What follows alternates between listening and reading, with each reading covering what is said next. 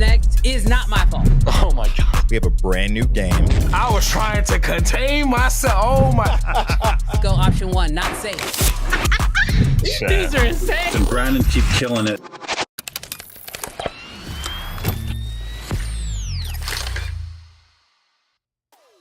What's good, Creative Fam? Brandon Washington here, and y'all saw it, right? Did y'all see it? I'm super pumped. Look, this last week, I spent so much time working on this show, and y'all can see it. The lower third, it popped up all by itself. See? We're figuring this stuff out. And when I say we, I'm not here by myself. I'm here with my good friend and amazing co-host, Mr. Jarrell P. We bougie, baby. Bro, you got one too. We bougie, baby. You know what's also super dope about this is the fact that we got another setup right here. We stepped up in some major ways. This is like, it feels like Uncensored 3.0. Hey, look, we're trying to make it better each and every week. As you guys also probably saw when the show was just kicking off, is the fact that when we get a new subscriber on this channel, I've got a special nerdy. This is kind of it's my personal thing, but it's a little nerdy, but a new personal nerdy little animation that comes up. Also, whenever we get a super chat, we have another animation that pops up too. So super excited about this. If you're a Dragon Ball Z fan, let us know in the chat. Yeah. Oh yeah. If you're a Dragon Ball Z fan, we're gonna be best friends real quick. But super excited about today's episode. We've got so much in store. Hopefully the title and thumbnail hasn't already irritated any Triggered. Yeah, I think we've been triggering people a lot lately, and we're apologizing for that. We're not here to trigger. We're just here to have a fun conversation.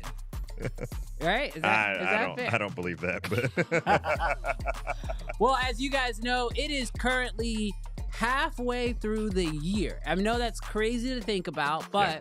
July 1st is actually my son's birthday, so shout out Andre, happy birthday. Happy birthday, Andre. That is also the halfway point of the year. That is where I look at, okay, how does the first half of the year go? Now let's take a look at how the second half of the year is gonna go. And so this is like a moment in time where I typically do a lot of reflecting.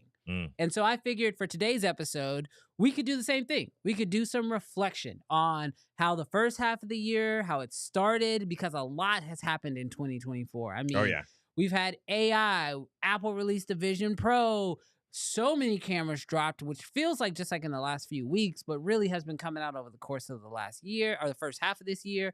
So a lot has happened in 2024 already.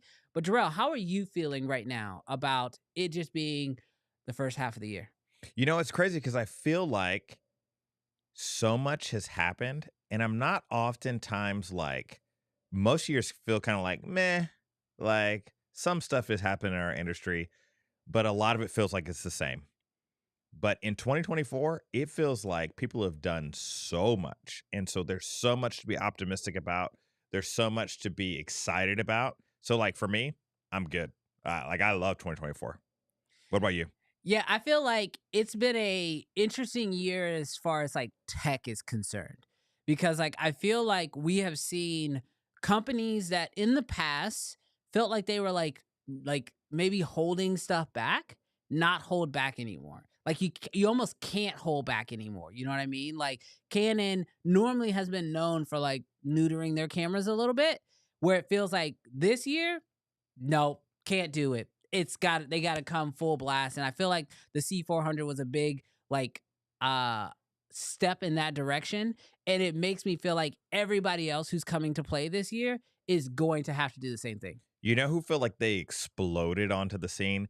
And to be fair, they've been doing stuff for a couple of years, but Nikon feels like they have just like, bro, like we're here at all price points, whatever you want. So that's been something that I feel like has been like super refreshing, because it's been Sony and Canon for so long, and that's incredible. But now we have more people at the right price point stepping into the game that I think influence it all. Yeah, I want to know, chat, from you right now, where are you feeling about this year? I mean, I really want to know, like, as far as like brands, announcements, what has actually come out in 2024. So we're gonna let Jarrell, you gotta stay silent on some of your Canon stuff because they actually haven't done Oh, anything they're yet. coming out. It's not here yet. They're coming out. But I want to know, chat, from you, what are you currently excited about from this year? Like, what has blown you away? You know, what's one thing that's actually blown me away that's not a camera is what DJI announced. Mm, Now the problem I have, and this is just me sort of like ranting for a second about the camera industry as a whole, is the release cycles. mm. Like when it comes to like these camera brands, like they announce something and then it's like months before we actually are able to get the thing in hand. Mhm, Like this is one of those areas where like DJI, for me personally, I am super excited about the LiDAR Focus Pro system, mhm. but like you go on B&H, you go on all these websites, you can't get them in hand. And so like I almost feel like they are doing a really good job at making amazing products, Mm. but then the time between when it is made and then when we can actually get it, that time seems to just keep creeping and getting longer and longer. Rest in peace, Pixis. Bro, it's still on pre-order.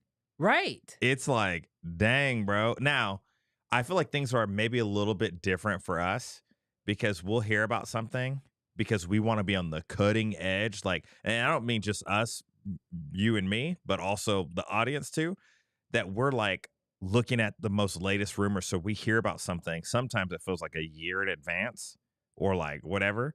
And then it's just kind of like, dang, we really waiting. Where I do recognize for a lot of people that don't stay up on the news, they're like, oh, something just came out today, and then they can order it.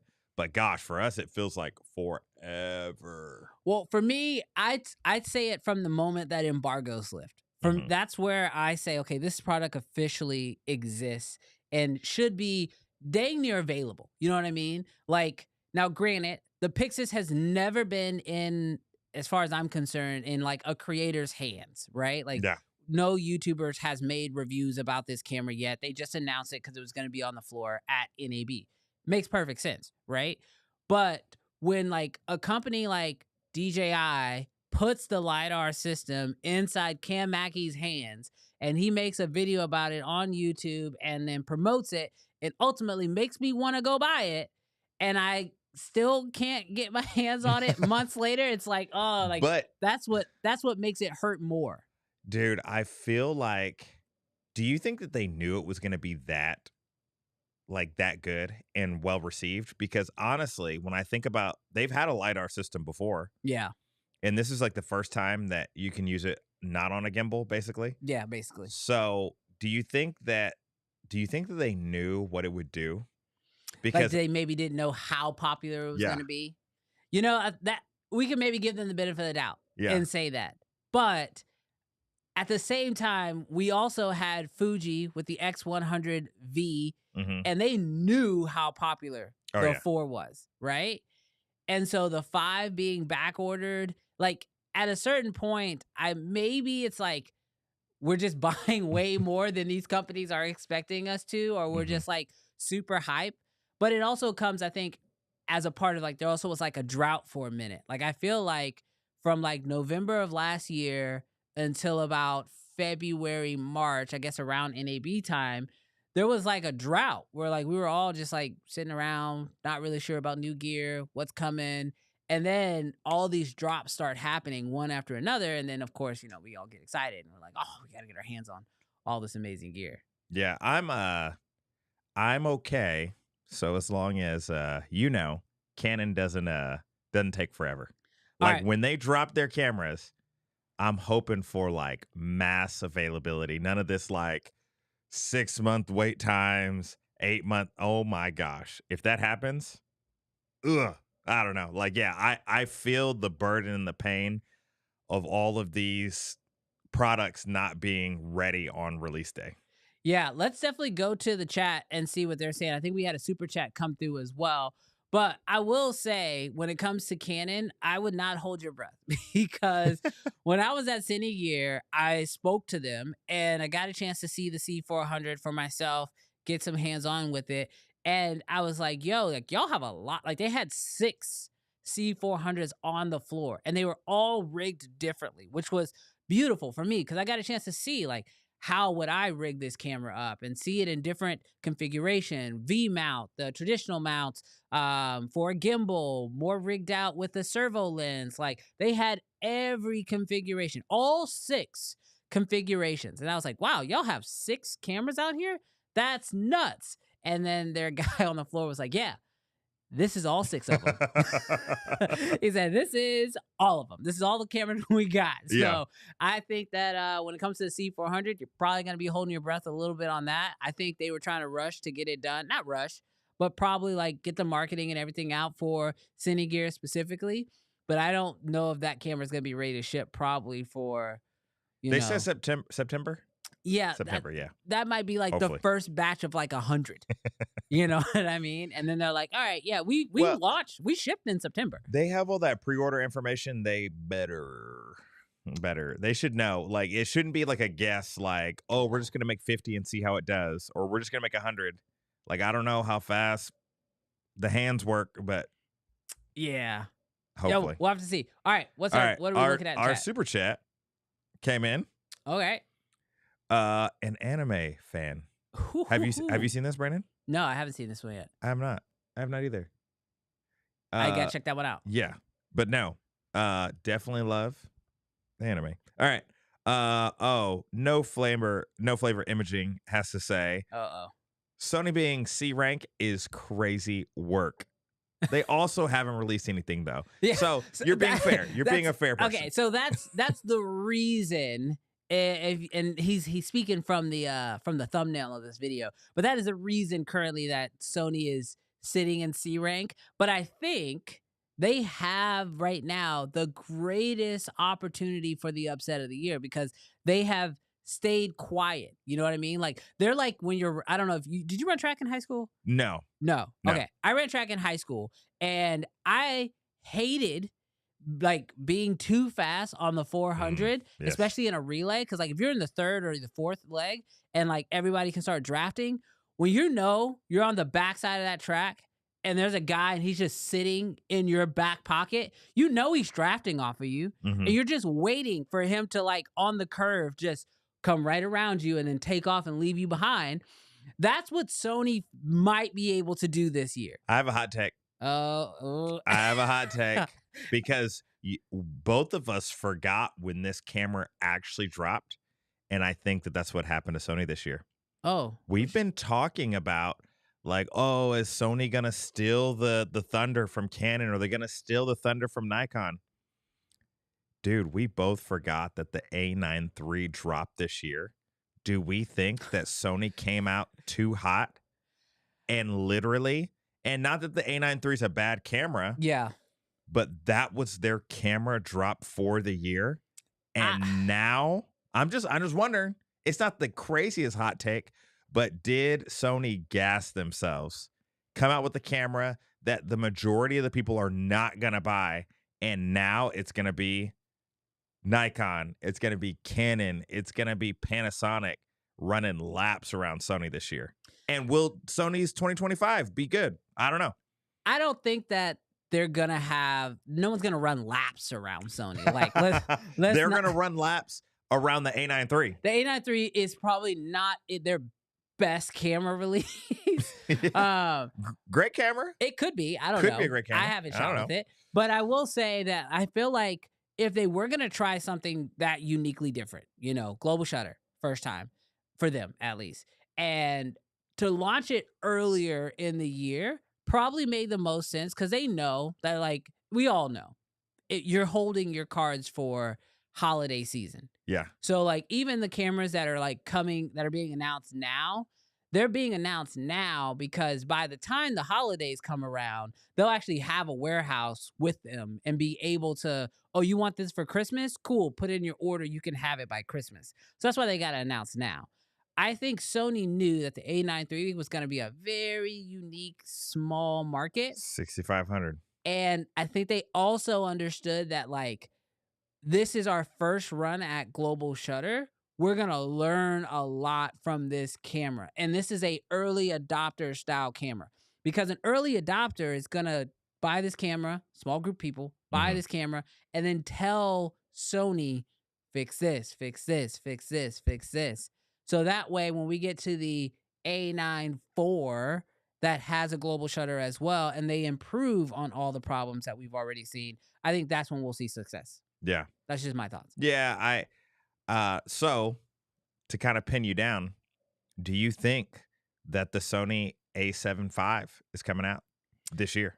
I don't know what's coming from Sony, but I would be heavily surprised if it was like nothing came out. The only problem I have with Sony right now when it comes to like their release cycle is they're very off Mhm. in a weird way that we haven't seen from Sony in a while, or at least in the last 2 years it feels like they're getting off and it's getting further off. Like, Mhm. we're on a A7R5, an A7 IV, and an A7S3.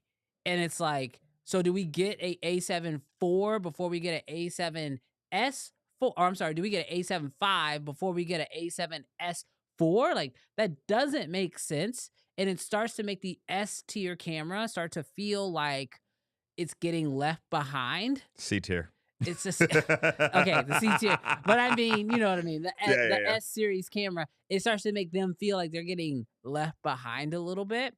But then you also have FX3s and FX30s, and then the cinema line doing stuff that's Yeah. basically hand in hand with what the A7S is. So it is very weird. I think It- Sony has the greatest opportunity right now for like a massive upset, but I don't know what they're gonna release because it feels like they have a lot of things that they could release right now. Because they're a juggernaut, it feels like they're winding up. Like, I'm not in a place of feeling like Sony's lagging behind so much as Sony is literally winding up and they're about to hit a grand slam. That's what it feels like the silence is. But that's where I go back to my theory. Did they feel like the A9 III? Did they feel like that was going to be a grand slam? That was our plan for 2024. And now it's like, oh, we're licking our wounds because we're not ready. I can't imagine they looked at that camera and thought it was gonna be the camera for them, their grand slam, just because of the price point. Like that's just not a mass Didn't they adoption. market the crap out of it though? Like, I feel like they did more for that camera release.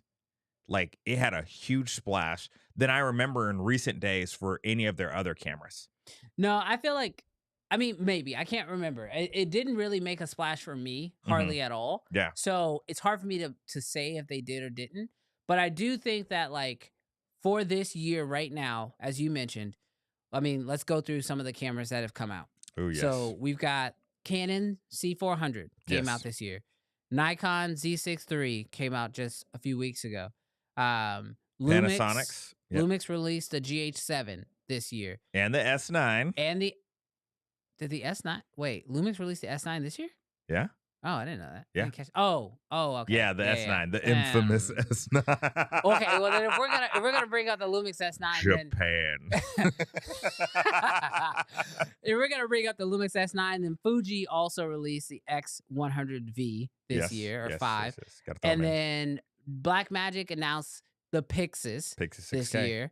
Like, am I missing anything? No, I think that's it. Oh, and the Sony A9 III. And the Sony A9 III. I always forget about that one. Yes. But like, when you look at the point I'm making, when you look at the cameras that have come out, and you think about like sort of the price points in which they are kind of all hovering around that like mid-consumer. Except for the C400. The C400 and C400 the is A9 different. III are kind of out of there. But Yes. But the rest of them are kind of in that sweet spot. And because we know Canon's going to come out with something, I would imagine in that sweet spot, and we got a news story on that too. Yeah. I think that Sony still has room to make a big splash this year. But I'll be honest with you. I think a lot of these brands probably, I don't know. Maybe some of them are done for the year because they're like getting ready for the holiday season. Mhm. But I think we're going to see like they got the camera bodies out of the way. Now let's start dropping some lenses and some other accessories to come out, like we saw with Nikon. They came out with the 35-1.4. So I think we're going to start to see some other stuff start to come out throughout the rest of the year. But Sony feels like the last big player. In chat, let me know. I could be wrong here. But I think that Sony is like the last big player who could release something in that, I'm going to say, sub $5,000 north of $1,500 camera, Yeah. which is like a very, that's like the battleground. Yeah. That's where like you can be a little expensive, you can be cheaper, you can try to win on price, you can try to win on specs, but like that's where the battleground really happens. Everything north of 5,000 to 6,000, I think you're just playing in a different ballpark, hmm and everything sub 15, you're just, you're trying to be cheap and easy. So like I feel like if you're in that's where the ring is. Yeah. And everyone's fighting in that ring. All right. So it's time to put your feet to the fire. Uh-oh.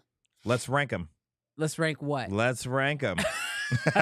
He's like, what? What are we ranking? We are ranking camera announcements, like the top of the thumbnail. We're ranking the brands.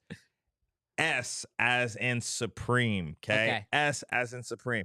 A, less than Supreme. Yeah. But still good. B and C. Okay. Go for it.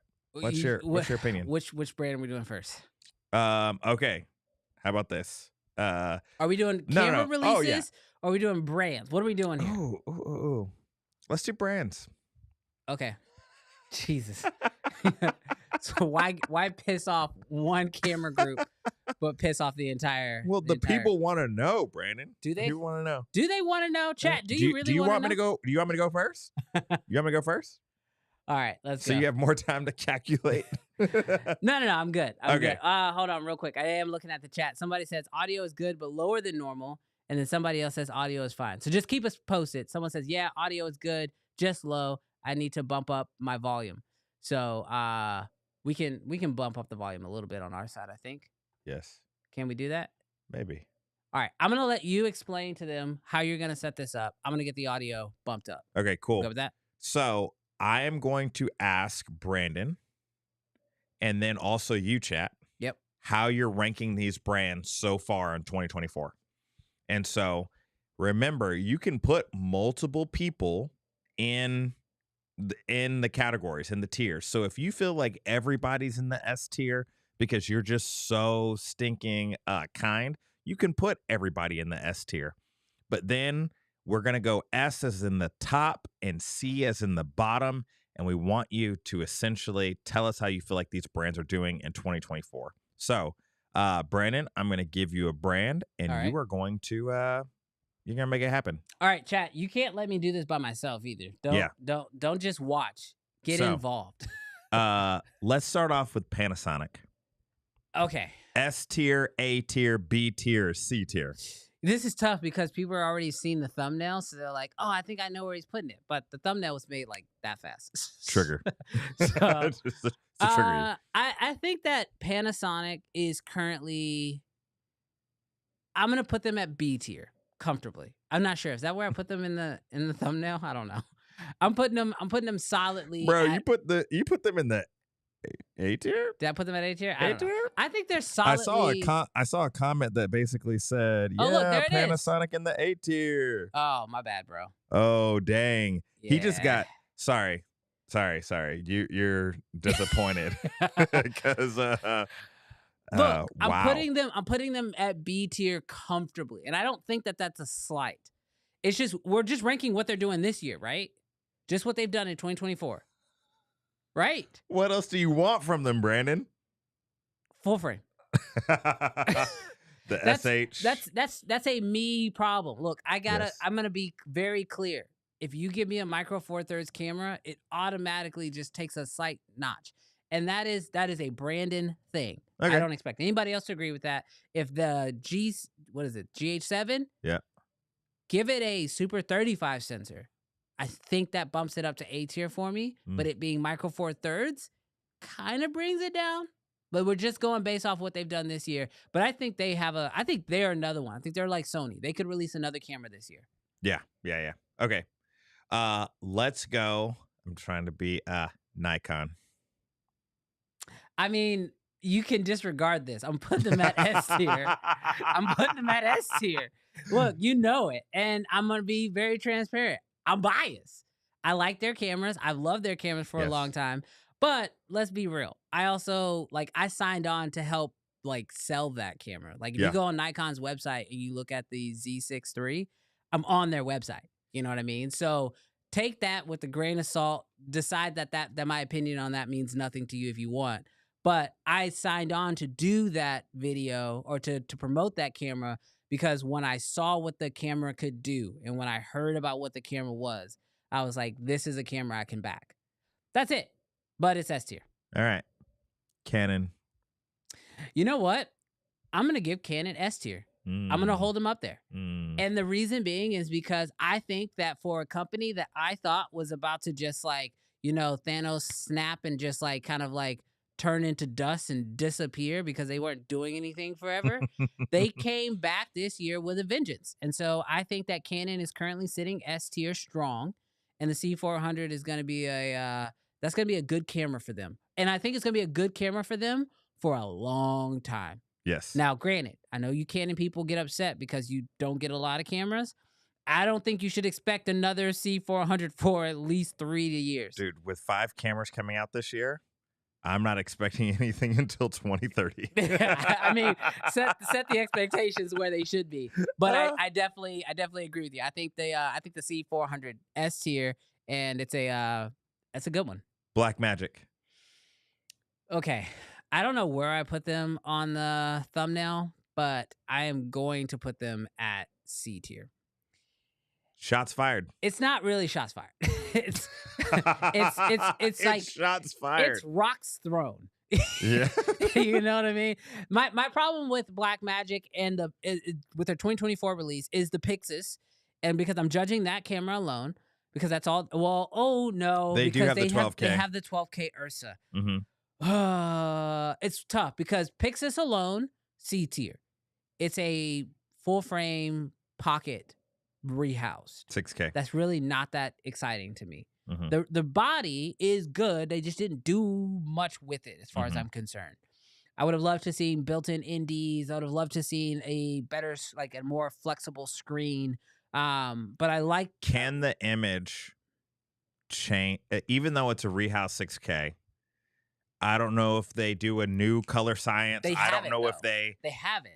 But when it releases, the image could literally it change the tier for you? I don't think so, because I think the image, based off of what Blackmagic has told us, the image out of the Pixis should basically be the exact same image out of the 6K full frame.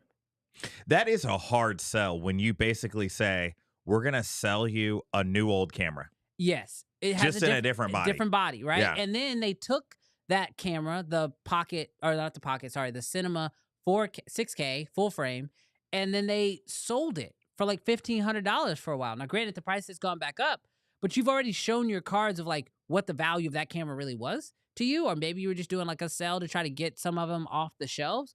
But like that makes it hard for me to move that camera from C tier. The only thing that makes me want to maybe put them at B tier is the Ursa, the 12K. And that is because that camera actually does look insane. It looks like they literally tried to throw everything they could at that camera, but its price point takes it out of the realm of possibilities for most. So I think I'm going to just have to settle at Blackmagic C. Wow. C tier. Shots fired. Rocks thrown. Shots fired. No, bazookas. They blew up. All right. And last but not least, Sony.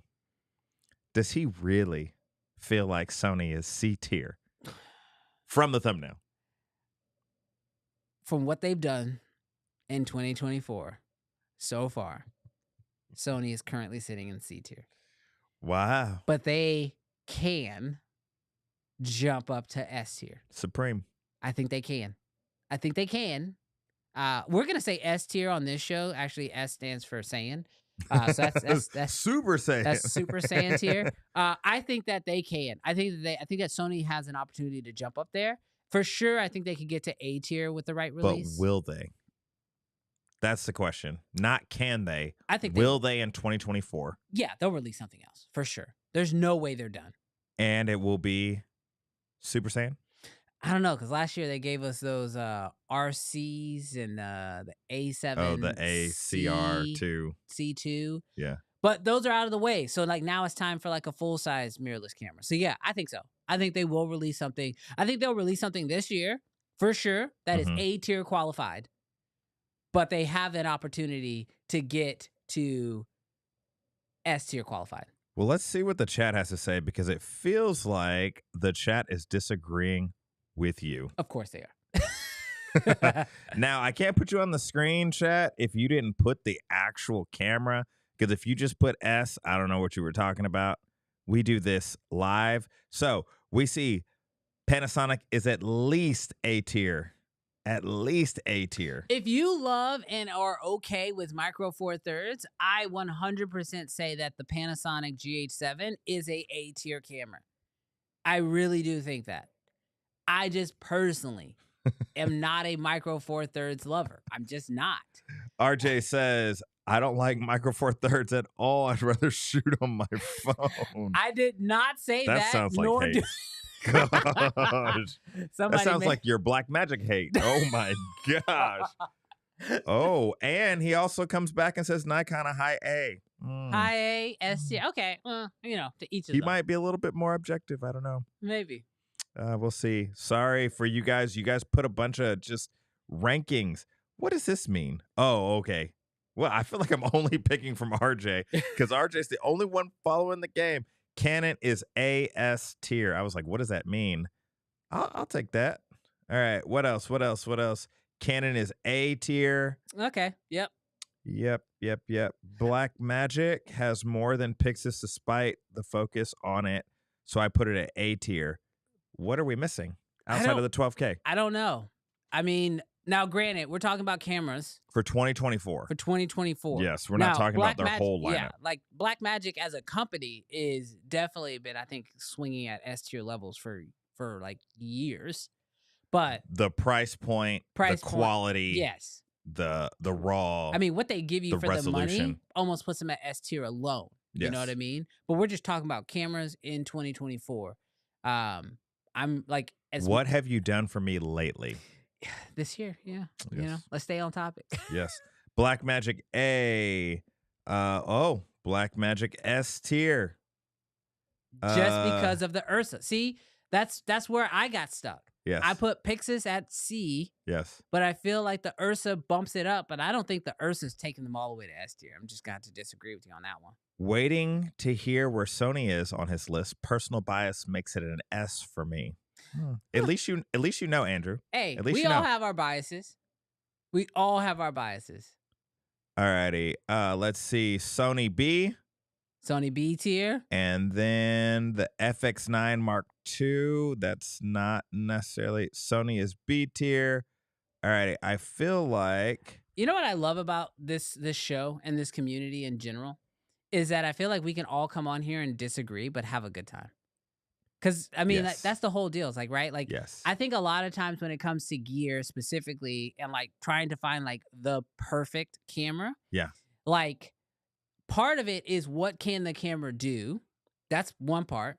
The second part is like, what do I need the camera to do based off what I'm shooting, right? And I think a lot of times we get stuck in those two camps. It's like, what can the camera do? And what do I need the camera to do for the job that I'm doing, right? But I think there's actually, if we're being honest, a third point, which is like, what do I like? Yes. You know what I mean? Yes. And like, we try to say like that is a bias and that should not be, considered. But I actually think that has to be considered because like there have been cameras that I think are fantastic, amazing cameras, but I just don't enjoy using them, which then makes me use them less. Yeah. You know what I mean? And I even think about color science. Like, it used to be this way more in the past for me when it came to Sony, but I would look at the color of Sony and be like, yeah, I'm good. Yeah. Like, you may have the superior low light, you may have the superior resolution, frame rates, all sort of stuff. But like, I look at your image and I'm just trying to work my way back to Canon's image. And it's just too hard. So I'm like, and I know you can color, you can grade, blah, blah, blah.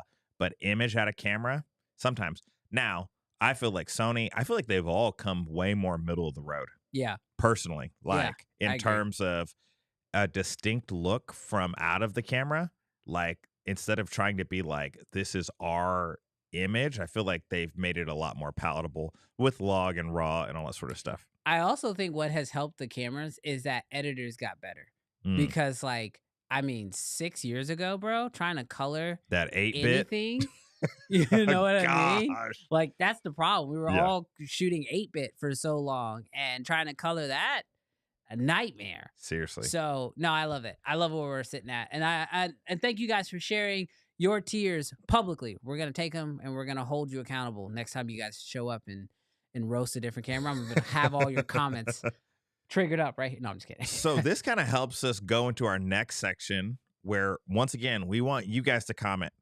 But Brandon, this is what we're going to do. Okay. We are going to give you a brand. All right. And chat, we're going to give you guys a brand. And so you guys know the only way that we're going to be able to play this effectively is if you put the brand in the comment, and you're going to be able to pick one thing from that camera manufacturer that is in existence. Okay. Can't like pick something that you've rumored to hear that they're going to release, but one feature from that camera. And I want you to build the perfect camera. All right. Okay. So I'm building my perfect camera. Your perfect camera. But I can only pull one thing. One component from each manufacturer brand. So hypothetically, they're not on the list. But if I were to say Pentax, you would say, I'm going to pick the handle. Do you even know if their handle's good? No, it's just like the only thing I could And now imagine you're screwed on that camera that I would want. Now the ergonomics, you're screwed. No, just the handle. wooden handle.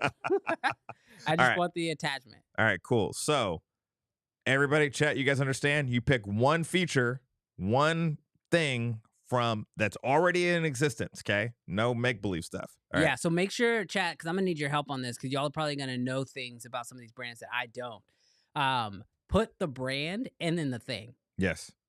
All right, so we're going to start off. All right. We're going to start with your, what did you rank? Hold on. What did you rank Sony? You rank Sony at a C? I did. All righty, so we're going to start with Sony. What is one feature that you're pulling from Sony to build the perfect camera? I think if I'm pulling something from Sony, this is tough because Canon actually just kind of beat them. But I think I'm going to take Sony's low light performance. So their dual base ISO low light performance. Okay. I think that's what I'm going to take out of their camera. All right. Wait, does that mean I have to take their sensor? Yes. Oh, then no. Because they're tied. Oh, no. Yeah. Oh, crap. The sensor is tied to its ISO. Okay. The thing I'm going to probably take from Sony. God, this is tough. This is really tough. I think I'm going to take the FX3's body.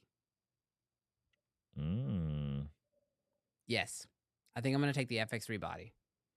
So, like ergonomics? Yes. Shape? Yes. Not their mount, though. Not the E-mount. But I'm just taking, like, the body. The sides of it, the attachment of the top handle, the ergonomics of the FX3. Because that is probably, as far as, like, run-and-gun cameras go, one of the best ergonomics I've seen.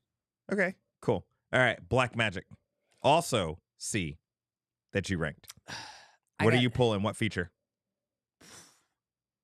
Do I have to take a feature? Their lens cap. I don't even want their raw. This man said S tier, S tier, S tier, S tier. Do I want to take anything from Blackmagic? Their price. Is that okay? Can I take their pricing model? Make it cheap. I mean, they don't really like what their most expensive cameras. You know what I'll take from them? 15,000. I'll take their built-in indies. So I don't know how this is a magical camera, okay? So don't get on me about this. I want to take. You wouldn't take Sony's, or you just like their. I can only take one their thing. body better. I can only take one thing. I know, but this is a magical camera, right?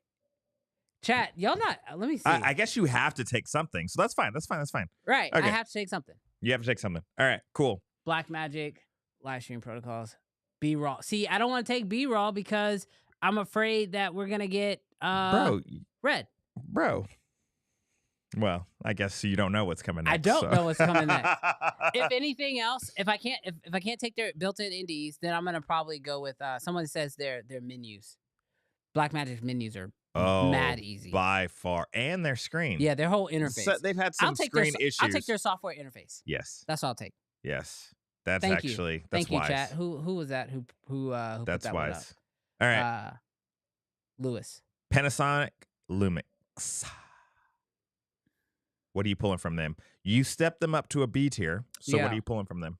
Yeah, I think I'm gonna take their Ibis. Oh, yeah. Yeah, I like that. yeah. They have really, really solid Ibis. And it's not like jittery or anything like that. I normally don't like Ibis at all, actually. But if I'm gonna take something from Panasonic, I'm gonna take their Ibis for sure. This has made me, your list has made me kind of refine my own. I'm Yeah. excited. Canon C400 or Canon. Not the C400, but Canon. Canon in general, I think I am taking. Oh, this is really tough. Because now I'm just like, what mount do I want on this camera? And I think, okay, I'm going to take the, God, this is hard. I think I'm going to have to take the RF mount from Canon. Okay. I am. It's a good mount. And then your second S tier, Nikon. What are you pulling from Nikon? I am pulling their variety of codecs. That's probably my favorite thing about the Nikon cameras. The ProRes. The fact you got RAW, ProRes RAW, H.265, multiple flavors of each. Like you can shoot, you can get as much information or as little information as you want. 10-bit, like 12-bit RAW. You got all the flavors of the codecs. Yeah. The only codec, and like I'm going Nikon with this, so I'm kind of pulling. I'm making something magical, but like Nikon owns Red, so I'm just like, hey, just throw in that R3D on this camera. You can. Give me that. Well, hold Red on. RAW. Official rules. It's not available. Okay. It's not available, so you ain't getting no Red. That's okay. You haven't I don't even know if Red's gonna be an option for me, but that's what I'm gonna take from Nikon. Okay. That's gonna be my dream perfect camera, I think. And of course, Ari. What are you pulling from him? Is that the last one? No. Oh, from Ari? Dude, I think I'm gonna take theirs. I mean, can I take their sensor? Oh, that'd be perfect. Yeah, I think I'm gonna take their sensor and that color science. Red. RAW. Give me the R3D RAW, dude. If you can give me, if you can give me Ari's I thought sensor, I trapped you. No, if you can give me Ari's sensor with Red's R3D RAW, like in that color science working, like if those two brands could come together and make bro, they would shut the internet down. They would. The FTC would come after them. They'd be like, whoa, stop, everybody stop, because there'd be nothing else to fight over. Yes. All right. So for me, Sony autofocus. That's interesting. I never even thought about autofocus. I guess I don't think about autofocus. Sony autofocus. Okay. Black Magic. I do. Ooh. Come on. Black Magic's resolutions. Okay. Panasonic. Pass. I don't know what I would want from Panasonic. Take their Ibis, bro. Yes. Their Ibis is their great. Ibis. I'm stealing that from you. Okay. I'm gonna take Canon's color science. Okay. Okay. Nikon. I am gonna take. What do I want from you, Nikon? Oh, because I watched your last video, I'm taking the Z mount. The Z mount is great. And like that was where I got stuck between Canon and Nikon. Because I feel like Z mount will rule them all. I feel like the L mount alliance, they wanted to rule everything. I think the Z mount will actually rule everything. Yeah. If I'm going to take a body, I'm gonna take Ari. Ari, I'm gonna choose. What am I gonna choose from you?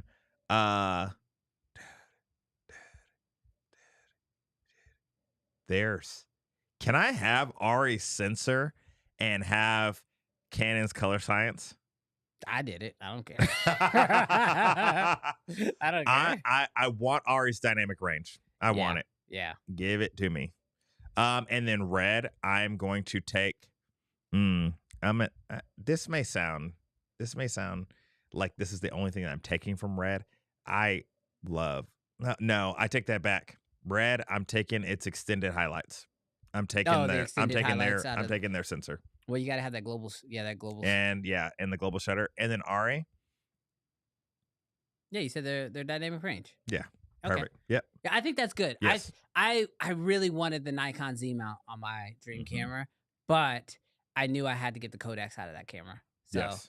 yeah, that was tough. That was fun. Chat, Yes. let us know. I see we have red. Everyone's just saying red. They want the red. Yeah. Nothing from Nikon. Nothing from Canon. Nothing from. Everyone's just like give me red. the Give me whole the red. raw. Everybody wants the red raw. Give me everything. Well, I think this is a perfect time to sort of take our do a little bit of a transition here, especially with this super chat coming in from Mr. Cam Mackey. He says, and let's go to the poll and let's see what it's at. And he says, I find it interesting that AI has less votes and video business. Oh wait, where'd it go? Did it click off? Let me pull it back. Yeah, it's got a timer now. Oh, that's dumb. Yeah. 100%, and it affects the video business. So yeah, let's talk a little bit about the poll. Where are we sitting? So on the poll right now, AI is at 18%, which it makes me wonder, is AI at 18% because you don't care or it's freaking you out or you don't think it's going to do anything? Or if it's like an out of sight, out of mind thing. Like if we don't talk about it, it can't affect. Yeah. If you're out on it, you just don't like it. I don't know. What are the others? Movies, 20%. Okay. Yes. Love me some movies. All right. What else we got? We have tech at 31%. All right. Which is leading now. Yep. And then video business at 30%. So it definitely seems like video, tech, and movies are in the thing that people are most interested in. That's really interesting. I would love to know from you guys why you voted for what you voted for, because I think that, when it comes to the things that we all deal with, I feel like we're all kind of the same. Everyone who watches this show or watches the clips, and like you and I, we're all just kind of like nerds in this like bigger space. Like, yeah, we talk about cameras a lot because, this is kind of the season to do that. And we're kind of nerding out a lot about cameras. But like, we're also, interested in AI. We're interested in video business because a lot of us do shoot in some form professionally or with the aspirations of shooting professionally. And then most of us were inspired by movies to pick up a camera from the jump. And then like, because we're like kind of techie into these things, it normally naturally bleeds out. into, yeah. Like Apple's releasing stuff that makes us go, oh, I wonder how I would use that. Or there's additional tech items that just kind of like computers. Like we are always having to look outside of our space a little bit. Yeah. So I would love to know like why you guys voted for what you voted for, because man, I feel like I think it will tell a lot, about what's going on. Of those four, which one do you resonate with most, Drew? Well, I got to be honest with you. AI, I use the most. Literally, there isn't a single day of the week that I'm not using AI in my video business. So, me personally, we were actually talking about this a little bit before the show, but you've caught wind of a few AI products that are helping you do video production / life better. And so I'm excited for potential video releases in that. But yeah, AI is probably the most. AI is going to be like cars and horses. Horses were to cars, or cars were to horses. It is going to be like internet versus no internet. AI is going to be, it's scary and it's exciting, but AI is huge. But I also do love movies, text, and video business. Yeah, I feel like if I'm just like hanging out with like a group of friends, because most of my friends are in this space, somehow we get onto the topic of video business. Mm-hmm. How to grow our businesses, how to do more, how to expand, things like that. But I do agree with you. I feel like AI just in the last 4 to 6 months has really blasted into the scene, and it's gotten really good. And a lot of tools have gotten specialized to where they can do one thing really, really well.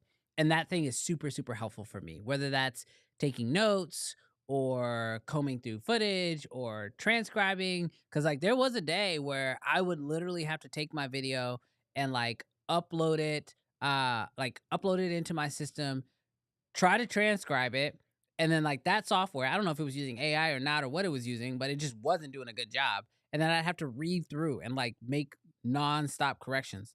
Dude, it didn't have like I feel like let's say 3 years ago, 4 years ago, transcribing just didn't happen unless you paid someone to do it. Yeah. Because oh my gosh, no thank you.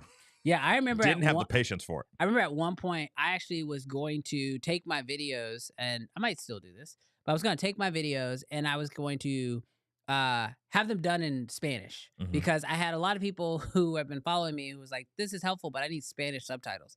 And I was like, "That's just never gonna happen for me. Like, I don't even know Spanish, Mhm. right?" But now I feel like with AI, there's a couple tools that I've been like playing around with lately that should open up the opportunity to at least have Spanish subtitles. What? Oh my gosh, I just blew my mind for a second. So, ChatGPT has been crazy for a long time. You guys know this? You input, copy and paste, transcribe it, input it into ChatGPT 4.0, translate it into Spanish, go into 11 Labs, and overdub. Dude, I'm Does not. 11 Labs do Spanish? I don't know. Why wouldn't they? I mean, it makes sense. Oh my gosh! Is And that- what did you we just used unlock- to pay people Did for. we just unlock a whole new thing? Let us know. Sorry, if you're in the overdubbing business, I'm sorry. Holy crap. I actually that's wow. Wow, that's crazy. Sorry. Well, Cam Mackey says when it comes on, maybe we talk about AI because I got strong feelings on it. I think it's going to kill a lot of jobs, honestly.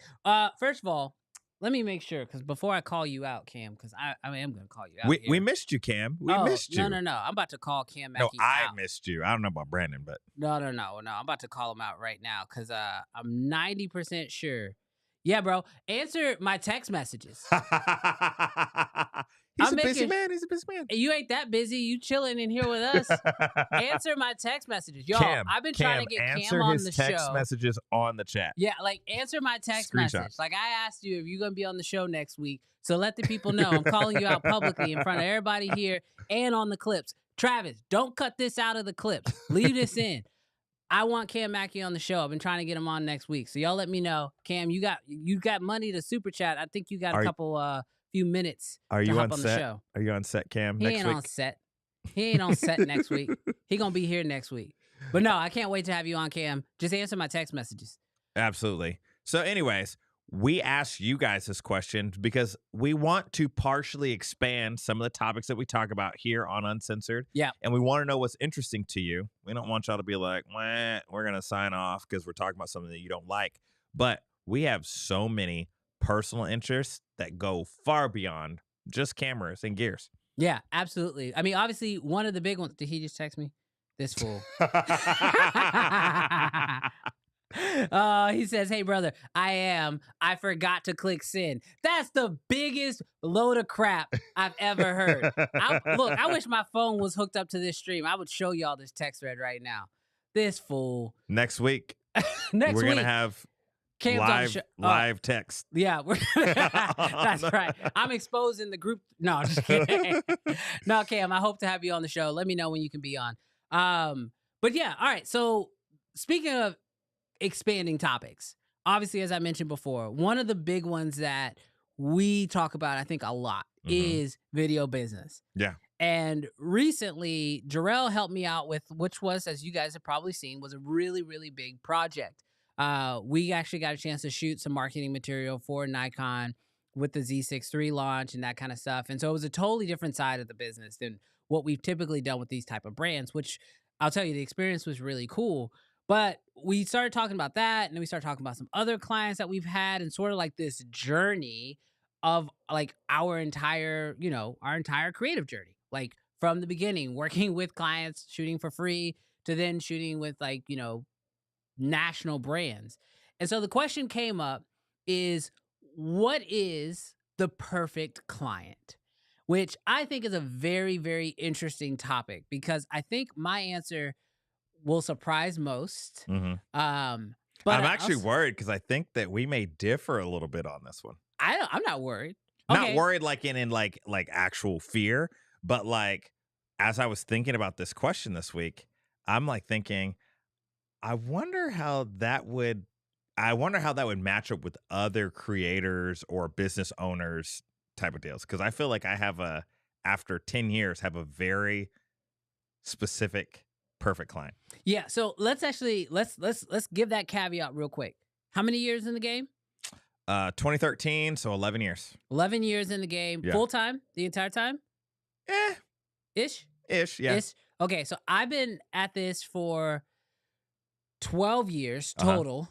I quit my job 3 years into it, so I'm like 9, almost 10 years full time doing this.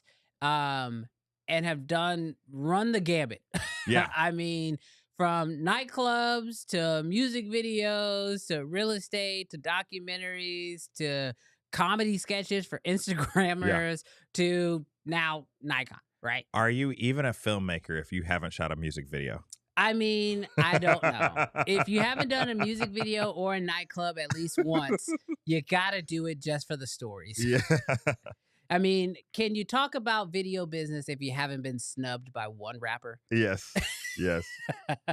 All right. So, Jarrell, what to you equals, and chat, I want to know in the chat, because I think a lot of people have different opinions here. So, chat, I really want to know from you, as I asked Jarrell this question too. What to you makes up the perfect client? Or what are you looking for when it comes to the perfect client? Yeah, it's going to be really specific to me. But what I love is when a client sees my work and decides I am picking Jarrell because he has already wowed me in terms of what I've seen from him. And so when they decide to work with me, I'm already in a place where they like everything that I do for them. They're just, all right, that's awesome. That exceeds my expectations. So when I send them an edit, they're like, oh, this is great. Very little, like maybe add this or maybe add that, but very little feedback. I love that about clients. I got to be honest with you. When I have clients that are like, can you change this? Can you change this? Can you edit this? Can you change the music? Like those are the clients that I get super irritated with, which I know isn't necessarily realistic, that especially the larger the clients that you work with, the larger the price points. But I've just worked for some clients that have paid $6,000, $7,000, $8,000 for a video, and they loved me before I ever did anything for them, and they were like, first round, it's perfect. I love it. That is something that I selfishly really like. What's a thing that you like about a perfect client? Yeah, I think for me, it really starts with similar to what you said. They already are a fan of my work. Mm-hmm. I'm never gonna be that guy who is getting hired because I just shoot video.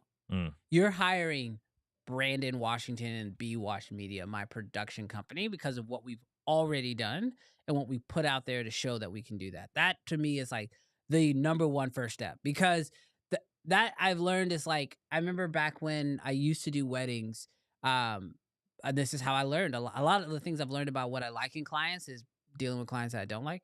And like one of the big things in weddings is like, ooh, I really like this guy's wedding. Can you make me a wedding film like this? And that started the conversation off in such a demeaning point where it's like, hey, I know you do this already, but don't do what you do. Do what this guy does, because I like that better. And for me, I was always like, then go hire that guy. Oh, yeah. Why are you talking to me? You know what I mean? 100%.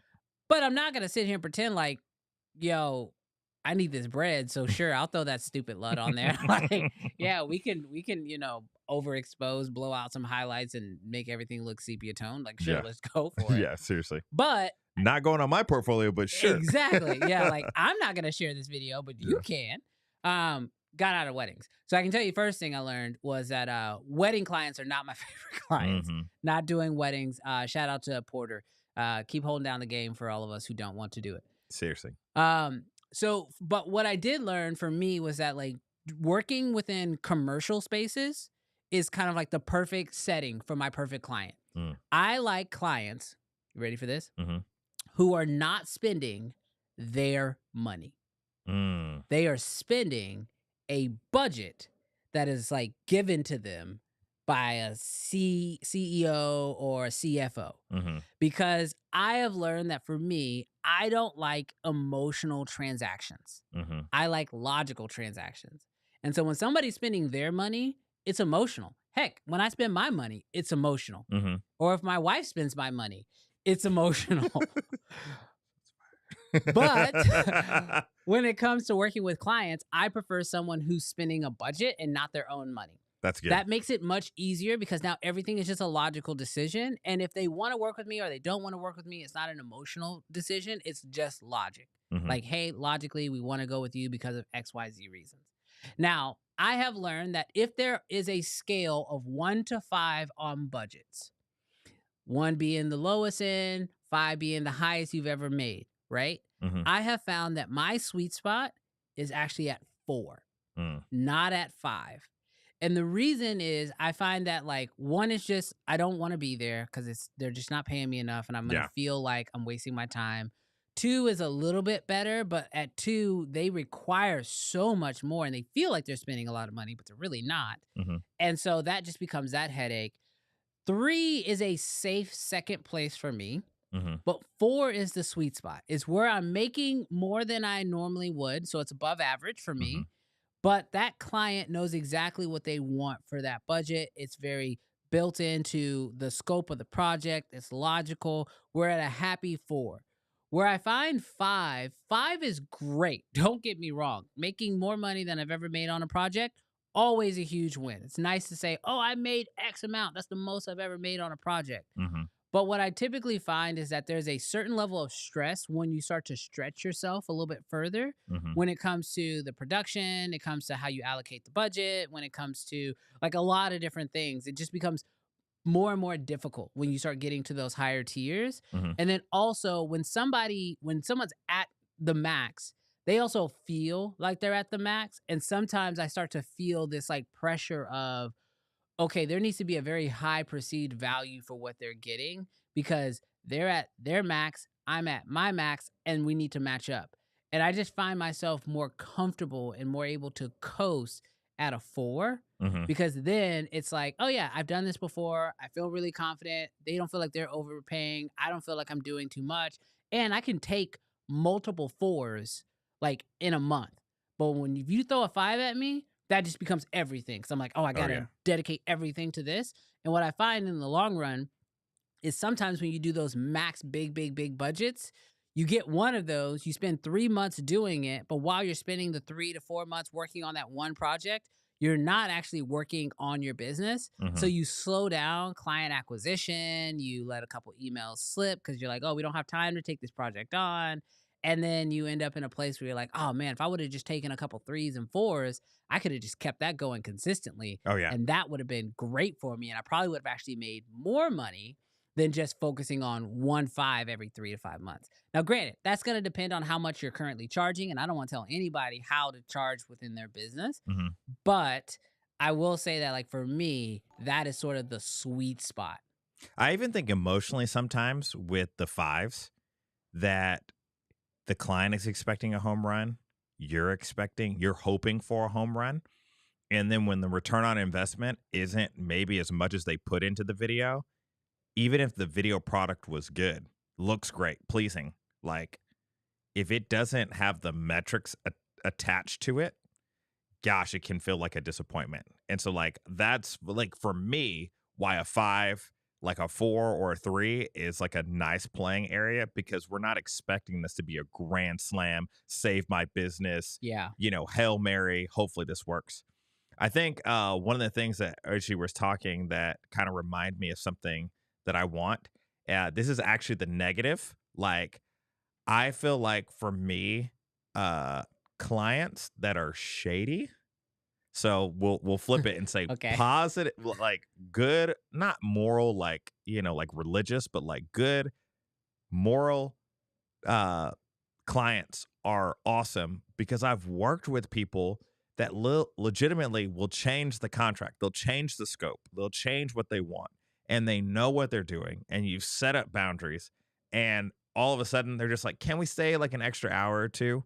And then when you actively tell them, like, hey, like it's going to add, and they're like, are you cool with that? And they're like, just in the moment, yeah, we're cool, knowing that they intend to fight it like at the end when it's time to pay. Oh my gosh, it's made me literally like when I get those red flags, Yeah. like it makes me be like, you're not the perfect client. In the future, I'm not working with you. I don't need a blowout argument with you Right. to literally to stop working with you. Once I see a few of those red flags, it's enough for me like we don't work well together. Like no more business. So let's throw this to the audience, okay? And I want you to go first, and then I'll go next, okay? Okay. What are 3 red flags that the second you hear them, see them, sniff them out, whatever? What are 3 red flags that will make you walk away from a client or a project almost immediately?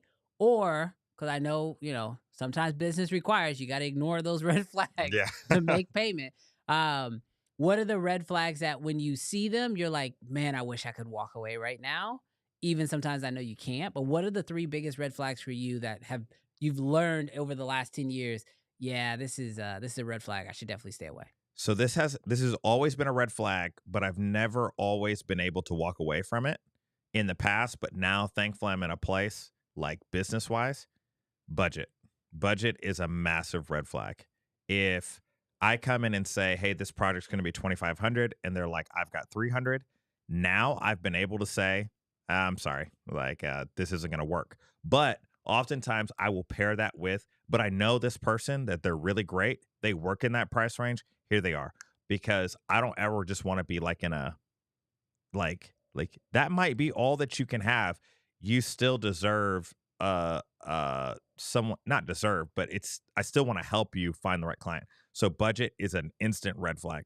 2, I will say people that I don't want to say no too much, but they are too picky. Like if they're like, I need it to be shot on this camera and I need it to be shot this way and that way, kind of like you were saying, like I want you to match somebody else's work, like, and they just know enough to be dangerous in the camera industry where they're like, Mhm. it's got to be shot on a Black Magic.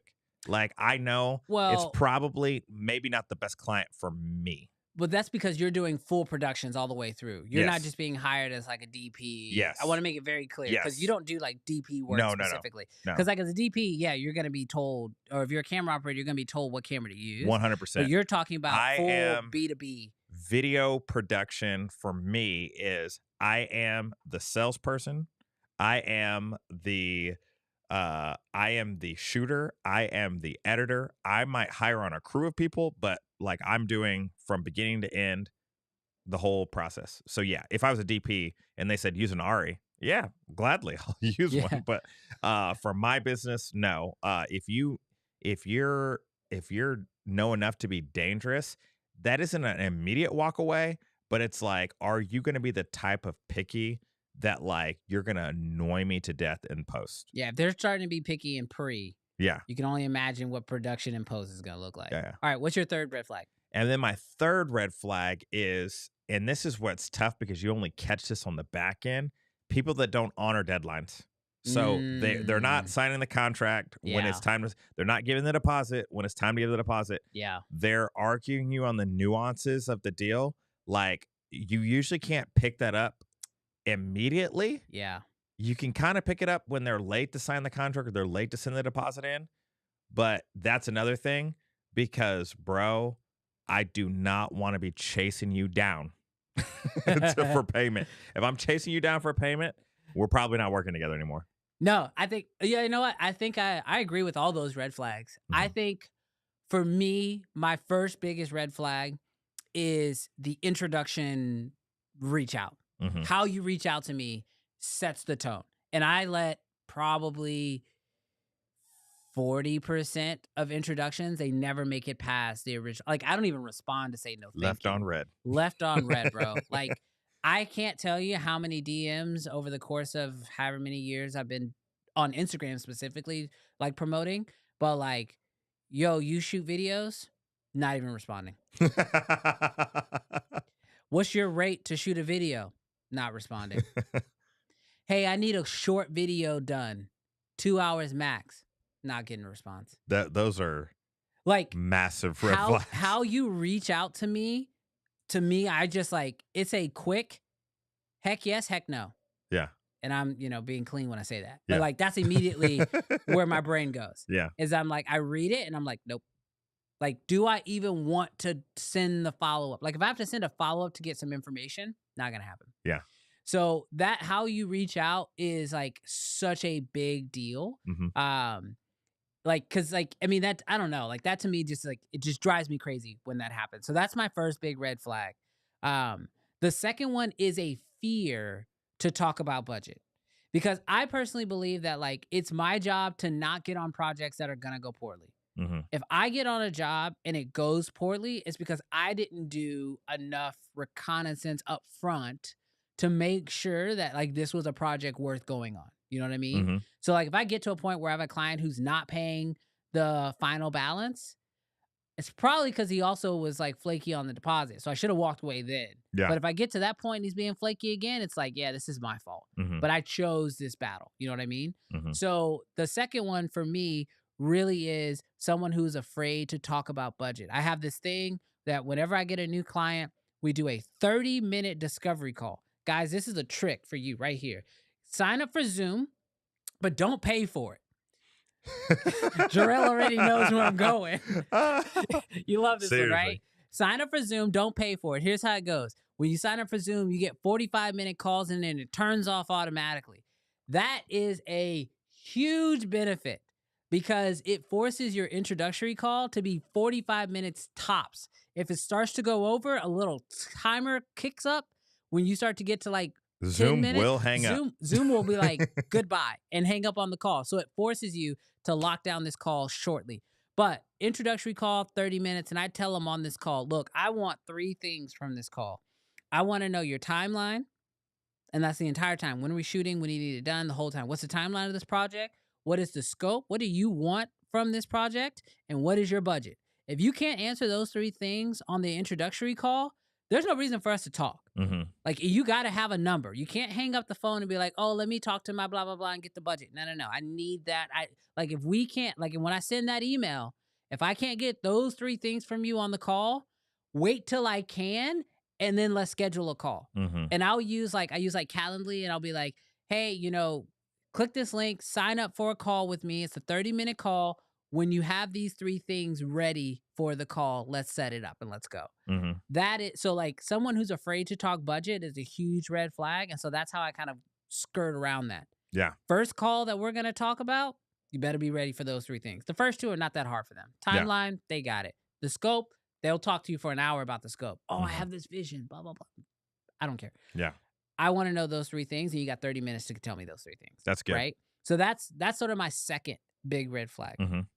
I think my third red flag is similar to yours when it comes to being like picky, but I don't mind a client who is detail oriented. Mhm. I actually prefer it because being detail oriented is not always my strongest suit, Mm. right? Like if we're talking about our strengths and weaknesses, being detail oriented isn't always the thing that's like that I always pick up on every little thing. That's why I try to surround myself with a team that can even help in those areas.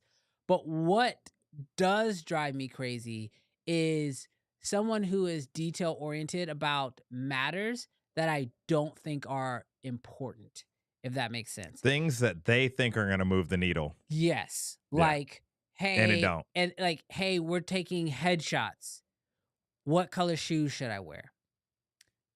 I don't care. Don't wear shoes. Ask your wife. Right. Ask your husband. You know what I mean? Like those, and like that's obviously a huge extreme, but like being detail oriented about things that don't necessarily matter for the scope of the production, or they get detail oriented about like they're telling me important details about like the project at large, but they don't actually affect us in like, our production. They're like, "Oh yeah, we're working on copy."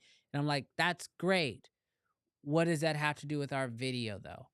Nothing? Okay, cool. Let's keep pushing talking about our video. Yeah. So I think those are like the three biggest red flags. The first two are more important to me. How they initially reach out tells you everything you need to know about them. Hmm. Secondly, if they're afraid to talk about budget or they're afraid to handle those three things that are necessary for that initial call, that is that non-negotiable. Got Hmm. to be willing to have those three things. And then being overly detail oriented about elements that I'm not gonna say they don't matter, but they just like they're not as important. Like they can't see the video project for what the video project is and really focus on the video project. That to me becomes a huge red flag because somebody said it on here. They said their biggest red flag, I want to pull it up. Here it is. I edit projects. That's a great name. Red flag. I'm building a team. I don't care. Hmm. I don't care that you're building a team. I don't care what the project, like the grand scheme. If you're hiring me to do the video part of it, let's just do the video part together. Oh yeah. To that point, also, it's like an asterisk red flag. Hmm. But when someone's like, and if this one does really well, then we'll do, Oh my gosh. bro. That's almost like So I feel like at that point, that's a red flag for they're about to lowball me. tell me why almost everybody says that. Like so many people say that, and we have the benefit of being there and knowing that it never happens. It Yes. never happens. You ain't, and this will lead to no, it don't. Yeah, It could. it could. It could, but it don't. I have clients that I've had for a long time and we've done Mhm. multiple projects together, but every client who tells me that, like literally I was on a call the other day and it was a brand for this channel and they were like, "Oh, we want to do a deal." And I was like, "Okay, that's fine." But like they're like, "Oh, we want to do this. And if that does well, then we'll do this. And if that does well, then I'm like, yo, let's make sure we like each other first. Yes. Let's do one project together Yes. and make sure that we like each other. And assuming that we do, then we can do more stuff. But like, let's do one. And if one goes really well, then we can sign a multi-deal deal. Cause like, I don't want to get locked in on a 6-month deal with you. Yeah. We do the first project and you're a nightmare. Hmm. So like, I think a lot of clients look at the promise of more work as a huge benefit. And I totally understand. If you're just getting started, you're There's trying to probably make a YouTube money. class that tells people to say that. Maybe. They're like, if you're looking for a Just videographer, promise them. But the truth is, it's like if you've been doing this for a long time, you quickly realize that like the promise of more work, although semi nice, you also know that the chances of that happening is very far and few in between. And you want to make sure that you actually like each other and you have a good working relationship first before you sign a multiple month deal. Like if you are going to do a multiple month deal, like if you're doing social media, I totally understand that because sometimes it takes multiple months to get started. Do like 3 months tops. Mhm. Say we're going to do 3 months and then we'll stop. We'll reassess our relationship, reassess budget, reassess price, Mhm. leave yourself that opportunity to renegotiate if need be, and then just kind of keep going. That's just my opinion though. You provided an asterisk as a bonus red flag. I'm going to do one. We didn't even think about it, but as you were saying that, it made me think, oh my goodness, the biggest red flag of all, the largest red flag, Uh-oh. What is it?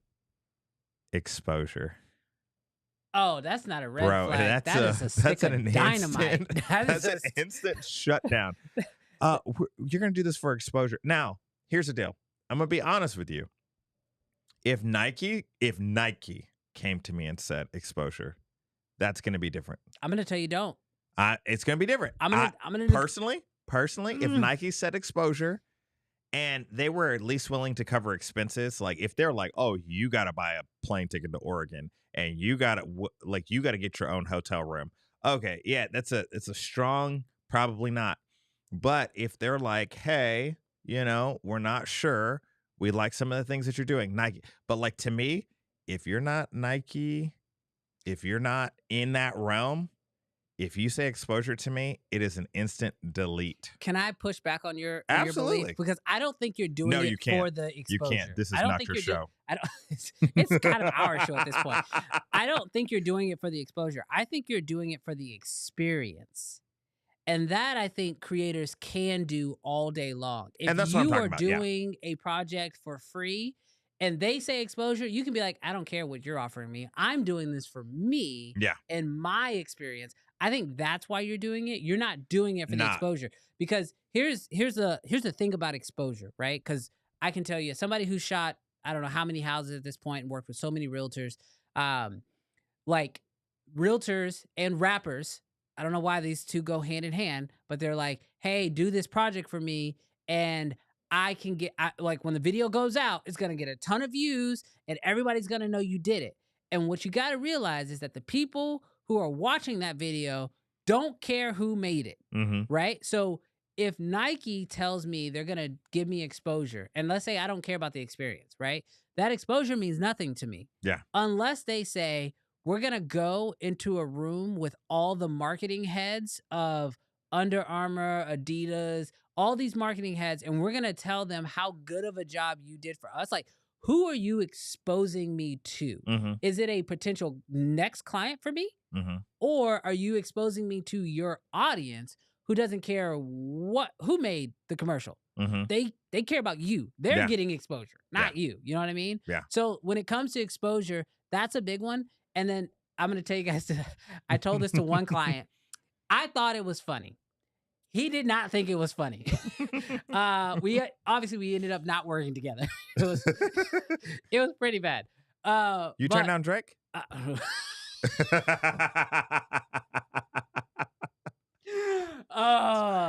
think I'm too old to work with Drake. Oh, that's a bad joke. Oh, that's a bad joke. No, so this client was basically telling me, oh, I can get you all this exposure. And he was like, yeah. I'm going to get you. He said, I'm going to, when this video comes out, we're going to show it to over 500 people. And it was like an audience of people. Yeah. And I was like, okay, 500 people. Hold on 1 second. And I did this live. I went online, pulled it up, went to Facebook. And I was like, okay, to reach 500 people on Facebook costs like $2 and some change. So like, you're telling me that your exposure is worth more than Facebook's targeted ads. Yeah. I'm sorry, dude. I'm not doing this video for $2. And like, when I told him that, I was like, I'm not saying this to be rude. I just need you to understand like why the exposure means so little, because even the people who are there, they're not there looking for videographers. They are there to support your gala, whatever that it was. Yeah. So I was like, the exposure of the people in the room, they're not looking for my services. But if I want to find 500 people worth of services, I'm hopping on Facebook and I can run an ad for $5 and reach the same amount of people. So like, what are we talking about here? Yeah. So when people say exposure, first thing that comes to my mind is, well, how expensive is exposure really? Yeah. And I'm sorry, I don't think you're better than Facebook at finding me the right audience. Yeah. I just really don't. Yeah, 100%. So that's just my 2 cents. When but don't do that with a client. That would be bad. When you think about movies, and I'm not like the biggest like details when it comes to like movie buffs and stuff like that. So like I can't tell you on a A-list film who the DP was or who the director was. Some, because they have huge names, but for most I can't. And that is wild that they are spending hundreds of millions of dollars, like, and you don't know who the DP is. Bro, who's sitting through the credits 9 times out of 10? If it's not a Marvel movie with a studying end credits scene, most people are getting up and walking out. Yeah. So that's just my opinion. Yeah, for that's sure. My 2 cents. Exposure, huge red flag. Yeah, huge red flags. All right. Well, you guys have seen the show so far. As you guys can see, if you've been coming back from week to week, you'll notice that this week we had some leveling up. We've done some graphics. We've made some changes. But we've also made another change that I'm really excited to share with you guys as we get ready to jump into a few very interesting topics. And we won't spend too much time in them, but I just want to show you guys what we came up with because I'm pretty pumped about this. So, Jarrell, obviously, I know you care the most about this next topic. So I will let you start by teeing it up and getting us ready to talk about the next topic. 100%. So check this out. This has been something that this is a rumor that is gaining a lot of traction lately. And the reason why it's gaining a lot of traction is in part due to the Nikon and its success, but then also a few other things. And so, Brandon, why don't you pull this story up that we see on Canon Rumors? Hey! Look at these graphics, bro. Look at these. Cam Mack, I don't know if you're still on here, but we bougie. But anyways, so check this out. I want to summarize this rumor for you because last week we had a conversation in that $2,500 price range. Can anybody release anything in 2024 that can compete with the Nikon Z6 Mark III? And here's the crazy piece, because I've been hearing this rumble that Canon, who was supposed to drop 5 cameras this year. That still sounds like a lot. 5 cameras. That's a lot of cameras. It is. Now, if we're seeing the picture here, we've got the C400, we have the R1, we have the R5 Mark II. Alrighty. Now, the 4th camera on this list, potentially, allegedly, we have the R6 Mark III. Now, you might be saying, didn't the R6 Mark II just come out? Well, just like with everyone, that so many things are happening so quickly, you may have forgotten that the R6 Mark II was released in November 2022, which means we're coming up on the 2-year anniversary of this camera. And you may be wondering, how do we know? How do we know that the R6 Mark III might be coming out? Well, for the last couple of months, we've seen a permanent price drop on the R6 Mark II. Now, we thought for just a moment, maybe, just maybe, it was because they're coming out with the R5 Mark II or they're coming out with the R1, but that doesn't make sense why you would drop a price on the R6 for competing cameras, like the R1 and the R5 Mark II. They're not in the same price bracket. Why would you drop that price? Well, if you did a $500 price drop, there might be an R6 Mark III coming out, and there's very light on the details, but we see that we might have the CF Express Type B slot coming in the R6 Mark III to compete with the Z6 Mark III and taking the image sensor from the R3, which the crazy thing is I think that puts Canon in a weird spot with the R3. They usually don't cannibalize. They usually have what we call the Canon cripple, where they'll like literally cripple the cameras that might hurt or cannibalize other cameras in the market within their brand. But the R3 does sit at a weird place between the R1, the R5, and the R6. I'm not gonna lie, I've been feeling this way a little bit about the R3 in general, because as you know, I own the R3. Mm-hmm. And with the R1 announcements coming out and with the R5 announcements that have been, leaking here and there, Yep. it does kind of put the R3 in a very weird place. And so it's odd to me that Canon would destroy / cripple the R3, but maybe it just allows, like with the R1 coming out, it allows the R3 to sort of sit into a new place, because like the R3 when it came out was Canon's flagship, Mm-hmm. but Canon was like, nope, that's not our flagship. We have something else coming. This is sort of a placeholder flagship. It's an interim, which is what like the original EOS R felt like. Like when the first R mirrorless camera came out, it was the placeholder. But we've not seen that R get replaced.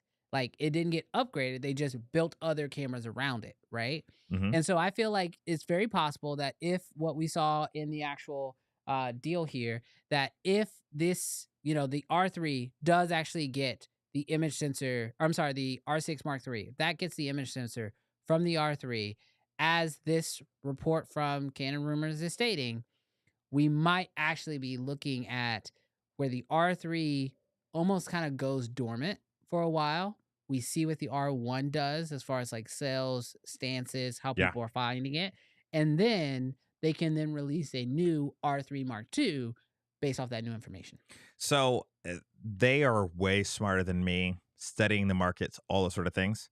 But if I'm being honest, I don't see a spot for the R3, at least when I look at their previous business model with the DSLRs. I don't necessarily see a need for a slightly handicapped R1. I don't see it. And then the R5 is going to beat it in the areas that it needs to beat it on in Yeah. megapixel count and resolution. I just don't see a need for the R3. But if, like to your point, it being an interim, it being a placeholder, it served its purpose while they developed the R1. I think the R3 might die off. I think the R6 Mark III might be coming out, and I think it's coming for the throne. All right. I think it's coming for the throne. Well, speaking of things coming for the throne, and I know you're not going to really love this news story quite as much, but we did get a new lens from Sigma, Yes. which personally, this lens I think is really, really interesting because, as a lot of people know, Sigma used to have an 18 to 35 APS-C lens. It was a 1.8 all the way through, and this was like the king of the hill when it came to APS-C lenses. It was EF mounted, and it made its way on probably 80% of Black Magics that were out there because of what it could do, right? Incredible lens. Incredible lens. Absolutely incredible lens. I loved it, right? But so here is sort of the thing. So we got a video from CVP that basically allowed them to let me pull this up real quick. CVP actually got a chance to review this lens. And so it is a full frame 28 to 45 millimeter lens. So it kind of still sits within that 18 to 35, but it's full frame. Yes. So it's sort of the same ratio. It's got, actual like aperture on it and aperture control on the lens And itself. it's still 1.8. And it's still 1.8 all the way through, right? It's a very interesting lens, except for one major problem. When we go to B&H's website, Jarrell, it looks like this lens is only available on the Sony E mount and the Leica L mount. And as a Canon shooter, I feel like you would probably love this type of a lens.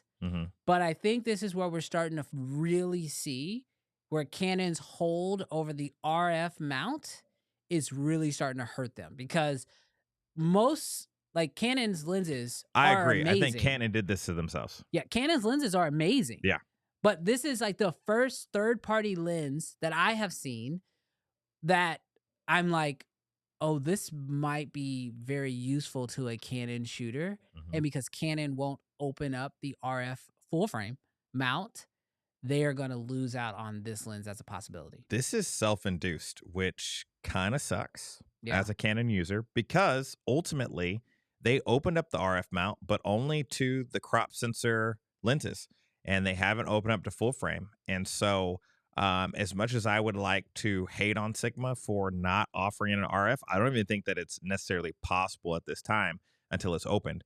And maybe it is open and it just took a while, and maybe it's coming. But this is where it hurts not to be able to have this particular lens. Personally, I've not heard that. Are you saying that? Have you heard that Canon's RF full frame mount is open? Or? No, I don't know if it is. I'm just saying the details might have been worked out behind the scenes, but maybe it just happened later. Got it. So development of these lenses, maybe it's just maybe it's just delayed. But we know that the APS-C, it is open, but like, because last week we touched knows? on the APS-C. What was it? At 18 to, oh man, what is the lens? 18 to 55, maybe 2.8. I think Sigma released. Oh yeah, and that was an APS-C lens. And so we know that Sigma is making APS-C lenses for Canon, just nothing full frame yet. Yeah. And the only current RF mounted lenses that are full frame are all cinema manual lenses only. Yes. So I am interested to see how this entire thing plays out, because to your point, I think Canon's like the RF mount, phenomenal. I do agree with the comment that you made earlier that the Z mount will probably end up ruling them all just because of the flange distance. But I do believe that the RF mount is great, but the inability to adapt third-party lenses to the RF mount, I think, is actually holding back quite a few possible Canon consumers. Yeah. Because Tamron, like Sony shooters love their Tamron lenses. They love their Sigma lenses because it just gives them a more affordable option. And yes, when you go Tamron or Sigma, you are making some trade-offs versus going with like a native lens. Yeah. But for the price point, I think that's just what some shooters need. Oh yeah. And that's, and especially if you're getting more of a specialty lens that you're not really sure how it's going to work into your workflow yet, it might be better to go with the Tamron version, see if you like it. And if you love that focal length, then choose to upgrade to the G Master later. Yeah. Now, Canon, you've probably heard this from the majority of your users. Open up that RF mount. Oh, yeah. I think Open we it need up. I think we absolutely need it. All right. You want to play a game? Yes. All right, guys, I'm going to play a game with you guys. Ready? So this is a new product. This is a new product from DJI. Take a guess. What do you think this is? We need to know in the chat what you think it is. Chat, let us know. Did you know DJI released a new product? I know because you told me. But if I'm looking at this, it kind of gives me the vibes of a projector screen. Yeah. Maybe a funky new gimbal. Yeah, it's none of those things, in fact. It's actually a motor for an electric bike. Look, this is not news that we would normally cover on this channel, but I thought this was really interesting because I think DJI is sort of showing their cards here a little bit. They're bored with their money. Bro, they need something. Like, I feel like if you go down the rabbit hole of DJI, what you will find is that, like, they have not only won drones for filmmakers, Yes. but if you go look at like the agricultural market, Yes. they are flying drones to take care of, like, for farmers. Yes. Like, they have crushed the drone space. They even went after GoPro in the action camera space. Like, they are like gimbals. Like, I remember Movi back in the day. Movi used to try to compete with DJI, but like at this point, it's Well, I maybe think it was- Zhuin. I think it was the other way around. I think Movi came out and Yes. everybody, they were Yeah. the standard. Yeah. Like, and everybody was like, I need a Movi. But then DJI came out with the original Ronin. Boom. It was Boom. $3,400, and that was expensive, but it was cheaper than the 10 to 15K that Movi did. Yeah. And now, where is FreeFly? They're still working. They're But they're working. quiet. They're not as loud as DJI. But DJI is the gimbal Yes. manufacturer. I mean, we saw it on Creator, right? Yes. Like, they're on Hollywood sets. It's not a Yes. question, right? And so I think it's really interesting how DJI right now they seem to be, this is just my opinion, but they seem to be like, what is a new market that we can go after? Is it camera related at all, or is it just a bike? It's literally just a bike system. So this is the actual deal. It is a compact e-bike drive system, which is funny, I think, because this product Is that the whole bike? No, that's it. It's not a bike. They did not release a new Okay. bike, bro. Okay. They literally just released the motor system. So I feel like they were like, some engineer was like playing around with like just some parts they had, and like he took them and put them on his bike. And then he started bringing it to work every day, and everyone was like, "Oh, it's a really cool bike. Like, how'd you make that?" And he was like, "Oh, well, actually, all these parts I found in that bin over there." And they were like, "Wait, we can make bike parts?" So what you're telling me is you put that kit on any bike? So there's a very specific bike manufacturer that they're currently working with. Okay. But I think it's like a proof of concept, like, oh, we can make this. And now it's like, oh, other bike manufacturers, we can work with you to so now bike manufacturers can build the frame, and DJI just steps in and makes the motors and systems. So I am not an electric bike enthusiast. Mhm. I just think it's hilarious because this year alone, they went from the most amazing DJI focus system, the most amazing RS4 gimbal, and they're like, we're making batteries now. We're making bike motors now. Like, at this point, DJI is like, all right, if the U.S. government is gonna possibly shut down all of our drones, we're getting that American money. You know what I Let's mean? give them something else to shut down. You know what Dude, I mean? this might be a hot take, okay? And I might eat these words because one day DJI might come roaring back and sell some bikes. Bro, if y'all got cash to burn, bring down the Inspire 3. Bro, if y'all got cash to burn, make some more of those Focus Pro motors. Like, this feels dumb to me. I think This it's is just dumb. it's a totally different market, It but is. it is really really interesting. And like, I mean, I We don't know. need more players in the e-bike. And no, we don't. Stop it. We don't need this. Nobody's asking you for this, bro. Killing me, That's DJI. funny. All right, I'll let you pop up this next news story right here. Yeah. So, I don't know if you guys, how hip you guys are to what's going on with Adobe right now, but Adobe has been in some hot water, hot water. And the crazy piece is a lot of these things kind of seem self-induced. So, Adobe, for a couple of months now, they've updated their user terms and agreements. And not that like these are like new updates, but people, as they've been searching through the user agreements, have found out that Adobe has the ability to do stuff with their footage that people feel like creators like myself who use Premiere feel like Adobe can take advantage of a license without payment, your footage, and use it in their marketing material promo. And they haven't done it yet, but they have the ability to do that. So a lot of people are pretty angry at Adobe. But then check this out. The FTC just literally slapped a lawsuit on Adobe for some of their business practices. Now, I used to remember a time when you could buy Photoshop Oh, I did. I bought Photoshop like as a bundle. It for was like $15 billion. it was like $1,000. Yes. But it was But at the time, but at in the time, that market, it felt was like, $15 billion. dang, this I is was like, expensive. I'm a student. I almost enrolled in school just for the educational discount. That's how expensive it was. It's like at that time, oh my gosh, so expensive. And that was just like one product. Anyways, I've been a Adobe user for at least 9 years on their Creative Cloud. 8 years have subscribed to their Adobe Cloud services.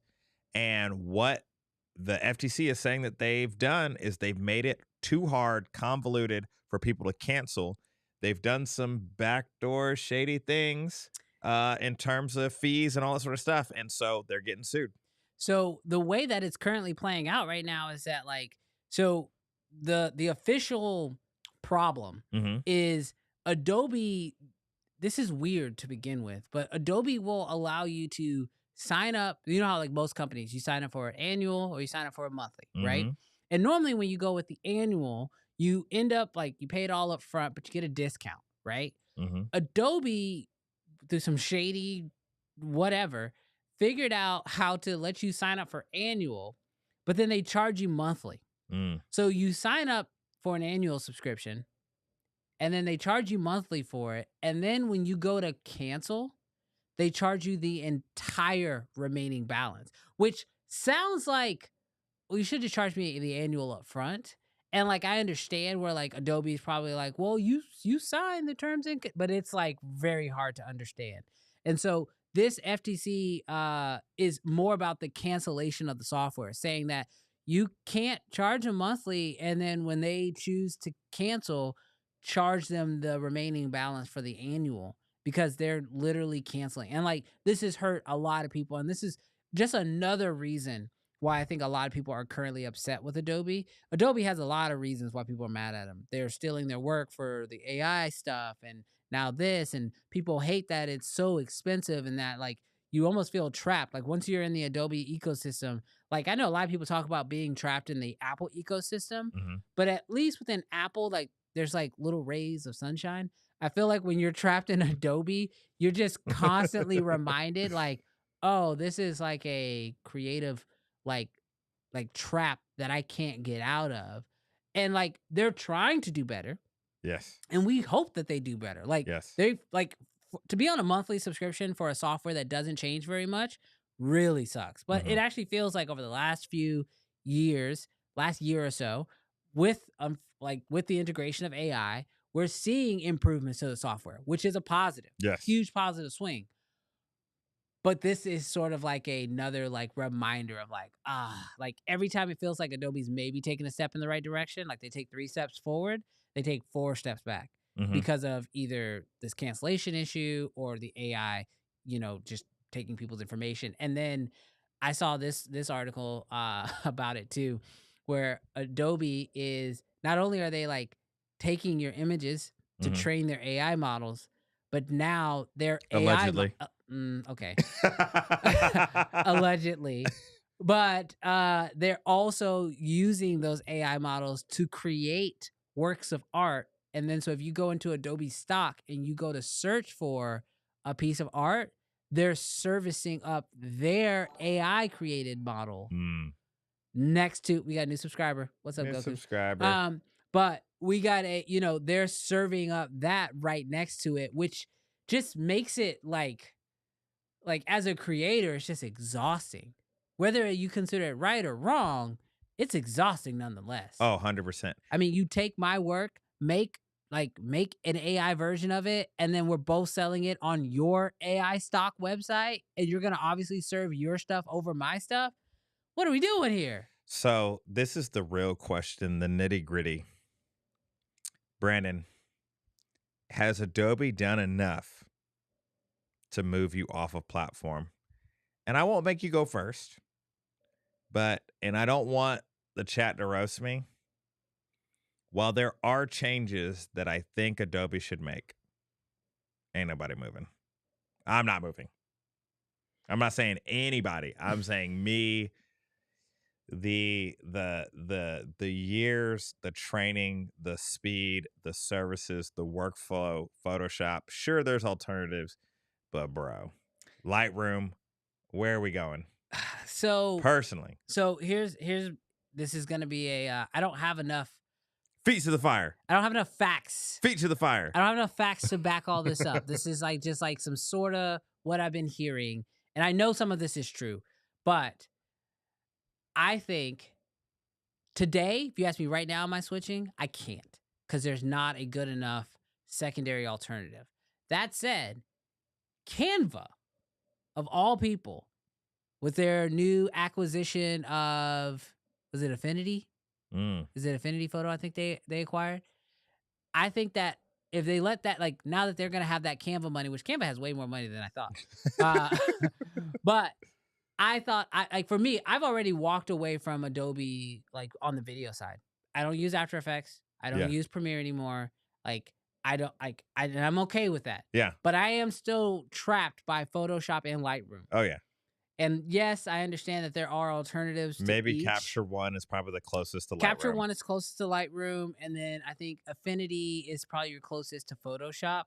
But it's to the point that you said, I'm so trained. I've been doing this for generative AI. That is a really nice, strong new anchor that's holding me back. You know what I mean? Like it's a very tough call. And as much as I don't like how Adobe's practices have been on everything that they've done, they are still doing some really awesome stuff, which makes it hard to just get up and leave. But I think they'll get you back as soon as they get that generative fill Video? on video. maybe, I don't know. I feel like with AI, I feel like AI is a really bad race for most of these businesses. It's going to be a snake eating its own tail situation because I feel like most of the companies are relying on AI to be the sales thing that gets you to run with them. Yeah. But because of how good AI is, everyone will be able to adopt it in time and they will all be the same. But where is Resolve's announcement? Where is Final Cut's announcement? Final Cut, I'm really not. let 'em go. I'm. Final Cut, just I let 'em go. I gotta be real with you. Adobe's the only one. Now, obviously, I feel like CapCut and No. I mean, Resolve has not generative, yeah, that's but what I'm saying. Resolve has No. I agree. AI in it. I'm saying that specific feature.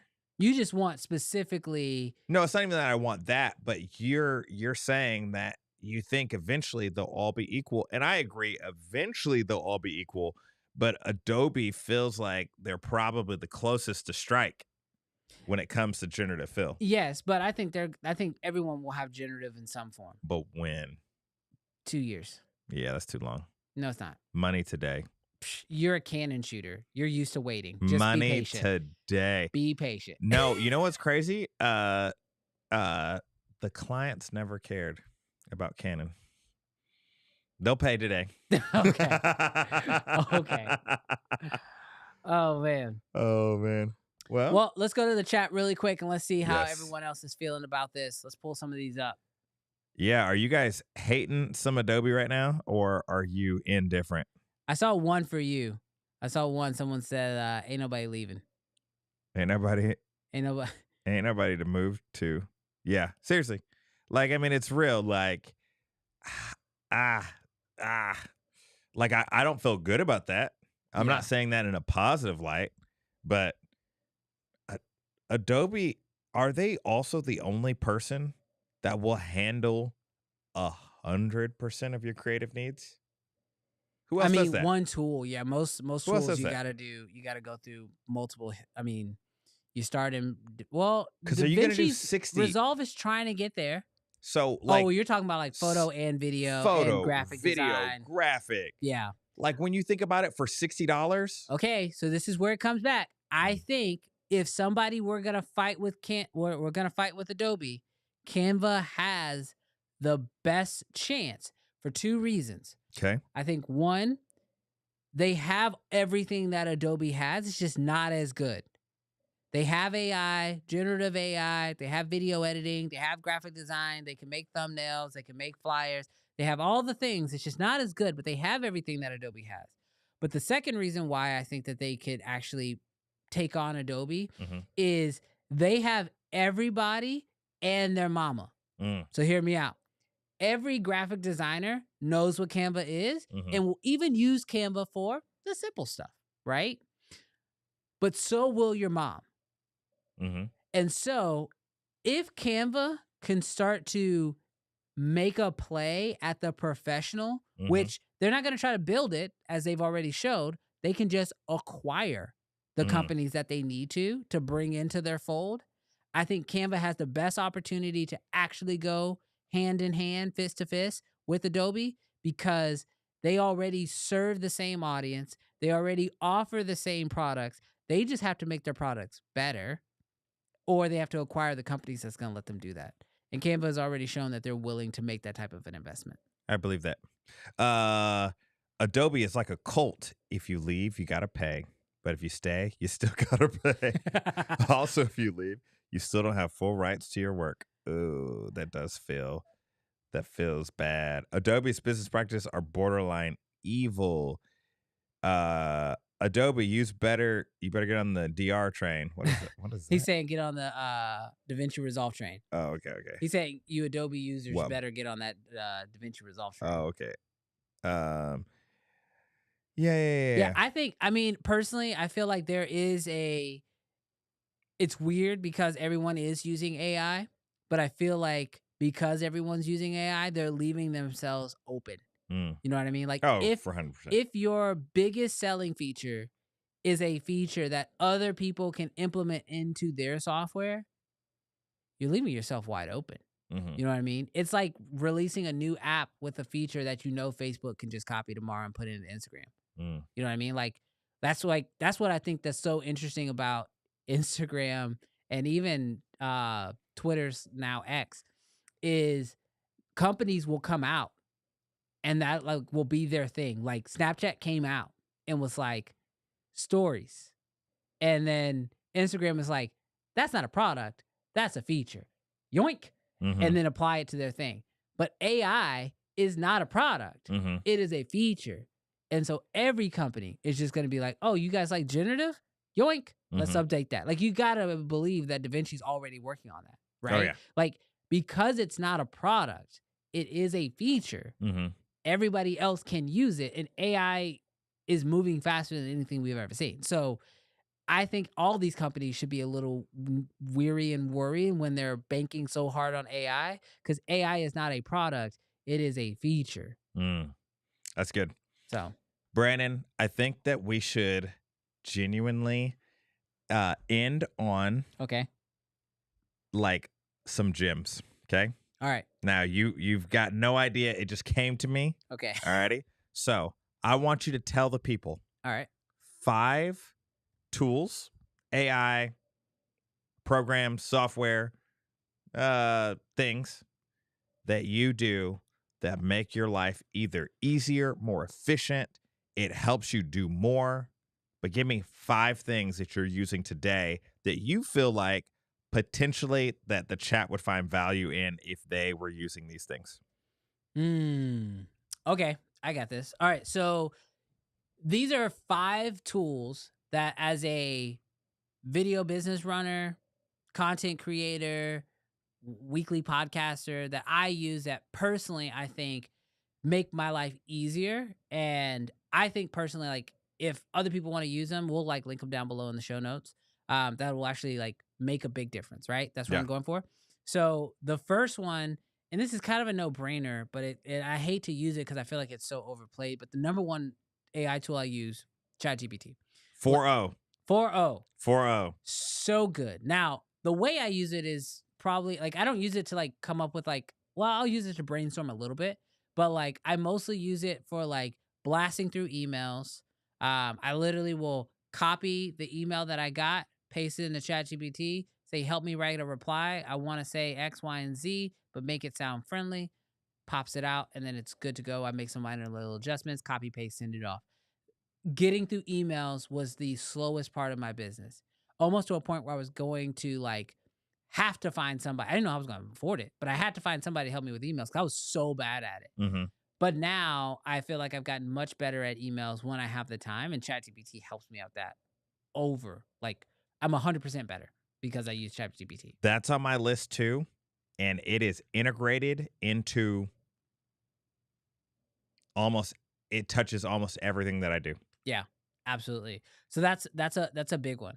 The next one is actually a new AI tool that I found that helps me out with like YouTube specifically. Mm-hmm. It's called Taja AI, Taja, and literally you upload your video to YouTube and then you copy your link, you send it in there, and then it analyzes your video and like helps you with like tags, gives you like chapter markers.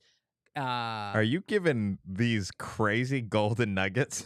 Dude, that's wild, bro. Like this tool, I've never heard of that. yeah, I use this tool on a regular basis and like it helps me out a ton. A ton. Wow. Yeah, It's AI? it's AI. Most of the tools I'm using right now, like I've been testing so many AI tools for this exact reason. Seriously, guys, this may seem like this is a planned thing. This was not a planned thing. I cannot tell you how many things that Brandon has told me that I'm like, let me look that up.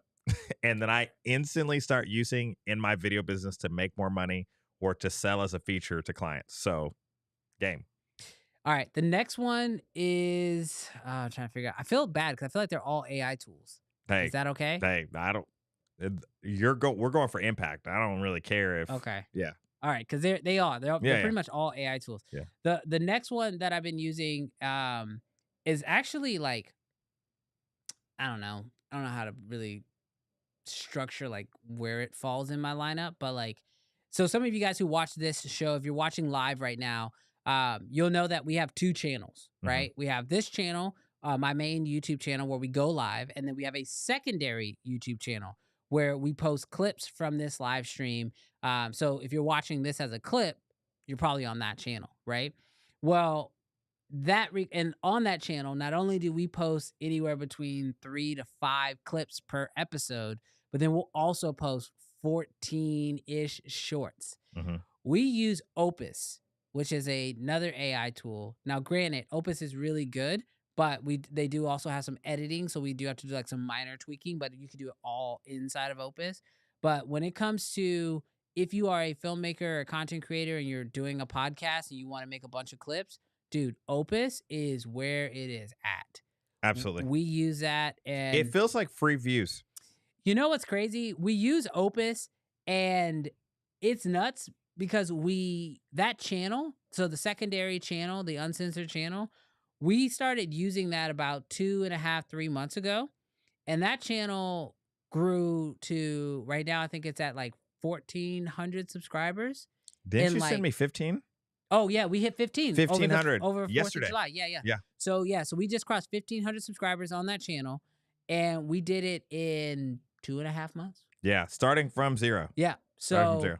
insane the amount of growth that came from that channel so quickly.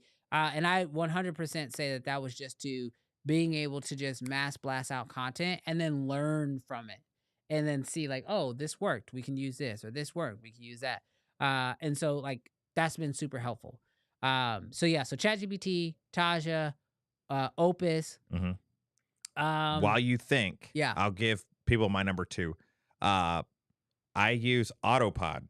So Oh, I do yes. so many podcasts that oftentimes when you are able to do your own clean feed of each angle or wide shots or whatever, and you're able to record audio of every single person on the podcast, what used to take me hours now takes me minutes. Wow. Minutes, like to literally cut back and forth in between different views and of the deal. Mind blowing. I'll pay for it every day that ends in Y, because it saves me hours on podcasts. Yeah, I like Hawk Vision. He actually has one. Um, the AI I'm actually using is me right now. I'm actually not here. I am AI. Sora AI. Yeah. No. I've got 20 fingers. Yeah. You can always check my fingers. That's how you know it's really me. That's Yeah. for now. Yeah. Um, And then Canva would be not in third place, but Canva would be in there. Like, there are certain things that when clients ask you, hey, can you design this for me? Make a flyer, make a graphic, blah, blah, blah, blah. In the past, I would spend hours trying to make something at a not a low budget, but at a smaller budget. And I would spend so much time trying to make something for them. And then they'd be like, oh, can we just change it? Or I was thinking actually this. With Canva, I can send them 10 designs instantly. They pick the one that they like the best because they have a choice and they feel like they're choosing. yeah. And it took me a few minutes when I need to make thumbnails, when I need to make graphics, and it's not a super high value project. Canva is gold. That is a big one. I will tell you another one, and this is actually one that you and I discovered, and then we started using it together Mhm. for real estate clients. Ooh. But it is 11 Labs. But I'm gonna give you a bonus point here, and this is one that I've been playing with the most recently because it just came out. Mhm. But Artless Mm. just came out with their very own uh, AI voice Mhm. creator. And Is it good dude, it is really good. in comparison? It is better Then 11? than 11. I'm about to check it out. Here's the thing though, it is limited on the number of voices. Okay. And they categorize their voices based off of types of content. So what it does better than 11 Labs. It's just not quite as open, I think. But as far as I'm concerned, as just like someone who's actually trying to use an actual AI voice, because you know some of those AI voices, you can hear it. It gets kind of Yeah. wonky, especially somewhere in the middle. Like they have them broken up into categories on Artlist, and it is like, I mean, it's amazing. Like they have like a documentary Yeah. one, and it literally sounds like Sounds good. it's like this is a documentary or an explainer, or like one where somebody sounds excited to tell you something, and that tone carries throughout every word. The tone never fluctuates Uh-huh. like it does on 11 Labs. My only problem with 11 Labs is exactly what you're talking about. It starts off loud and then it just tapers. Yes. And it gets so much. Anyways, Brandon put me onto this 11 Labs. If you shoot real estate or anything that needs a VO, that you're the person that you're doing the video for, they don't like being on camera, they don't like their voice. Real estate agents say this all the time. Yes. I don't like the sound of my voice. I don't want to be in front of the camera. Bro, how much is 11 Labs? Like, it's like maybe like $10, $15 a month. Yeah. Something like that. Like, you can go check it out. Bro, every single time I do a video voiceover, hopefully none of my clients are watching this, I charge them $50 literally to do a digital VO voiceover. $50 every single video that I like. It's just money in your pocket. Yep. Money in your pocket. Yeah, I feel like Charge more if you want to. But here's the thing. I could be wrong here. I got to do a little bit of research, but I'm pretty sure if you already subscribe to Artlist, you already get the voices. Oh, that's dope. And they give you like so many credits that you can use. But like with 11 labs, I kept finding that like I would do it and then I'd have to like redo it. So I'd use up more credits and then I'd be like, oh, that sounds weird in the middle. So I have to do the sliders and then Yes. redo it. So you use up all these credits. Artless, dude, I think every Unlimited? single one of them, no, it's not unlimited. You Okay. have credits. Oh, okay. But the first time it spits it out, Oh, it's good and it's pretty dang I'm quick. gonna check that out. So I would strongly recommend checking out that one. So that's been the one that I've been using a lot lately. Just sort of testing it out. I'm working on a video on it as well because I think it's a game changer. I Yes. think it's an absolute game changer. Yes. I will agree on that fourth one. My fifth one is I'll split this because they kind of do the same thing, but captions and Descript. I use both for like when I want to take a transcript of a video, I use Descript to throw into ChatGPT to analyze, to rewrite, to come up with titles, blah, blah, blah, CEO or SEO, sorry, SEO, categories, tags, keywords. I will literally use Descript just to be able to pull the transcription. But when I want to actually caption something, I will use captions. It's beautiful. That is a good one. Yeah. Captions, the app, is so good. Mm-hmm. So good. Mm-hmm. And now that Apple, when the new iOS comes out, you can control your phone on your Mac. Oh my gosh. Yes. I'm gonna be using that so much more. Yes. Um, Because I their desktop app is a little iffy. yeah, it's A you little can iffy. tell they focus on the phone one. So way yeah, more. from a practicality, especially for shorts, I will edit a short for a client on my computer. I'll airdrop it to my phone. I'll bring it into captions. I'll caption it and I'll airdrop it back to my computer. I don't love the quality loss, Mhm. like in terms of rendering out multiple times, but it's a short, so It's all good. it's disposable. Yeah. All right, you ready for my fifth one? Yes. This is a tool. This is gonna sound. It's not really a tool. I'm gonna just use this opportunity to just say this last one. You ready? Mm-hmm. My fifth thing that I've been implementing into my business as a whole has actually been expanding the team to more people. Mm. In an age right now where there's like so much AI, and don't get me wrong, I am using a lot of AI tools and testing new AI tools every week. Recently, we have brought on a data analyst. Mm-hmm. We have brought on somebody to assist on like back end, like HR and all that kind of stuff. And then we've also just brought on we're testing out another editor. And I've been doing interviews with like editors, like just it feels like about every week or so, bringing on more editors. And so right now, although yes, there are a lot of AI tools, one thing I will say is like you should never underappreciate the value of people. Mm-hmm.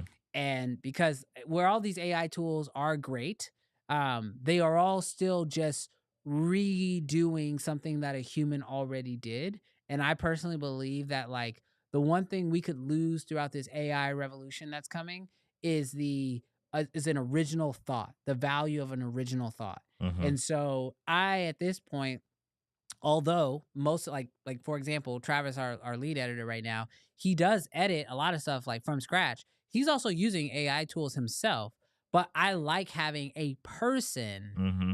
look at what the AI is doing and make some micro changes here and there. And so the same thing with like, our data analyst, she is going to be using AI tools to help her analyze the data better, but I still would rather have a person do it than me just have like an AI tool that just spits out an answer because there's certain nuances that AI just can't figure out. Like for example, if a video goes out and it underperforms, the data may say, "Oh, this video underperformed." But we know as people, well, the debate was last night. Mm-hmm. That took over the internet. So Yeah. that's why our video underperformed. It wasn't because it wasn't good. It's just like we can see further steps ahead than just what an AI bot can.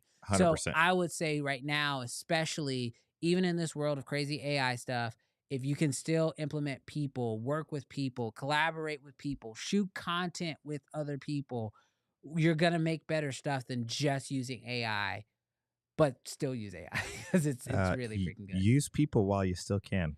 What do you think? There's going to be no people going forward? Everyone will be AI. Oh, that Neuralink. All right. Well, guys, thank you so much for tuning in for this week's episode of Uncensored. Let us know your thoughts on this episode. We kind of touched on some different topics, so I'd love to know what you guys thought about those different topics down below in the comment section. Also, do us a huge favor, hit that thumbs up button on your way out of here. And if you haven't already, you should definitely subscribe. We want to see Goku popping up more in the live stream. So we'll catch you guys next week. Any last words, Jarrell? Peace. Peace, guys. We'll catch you next week.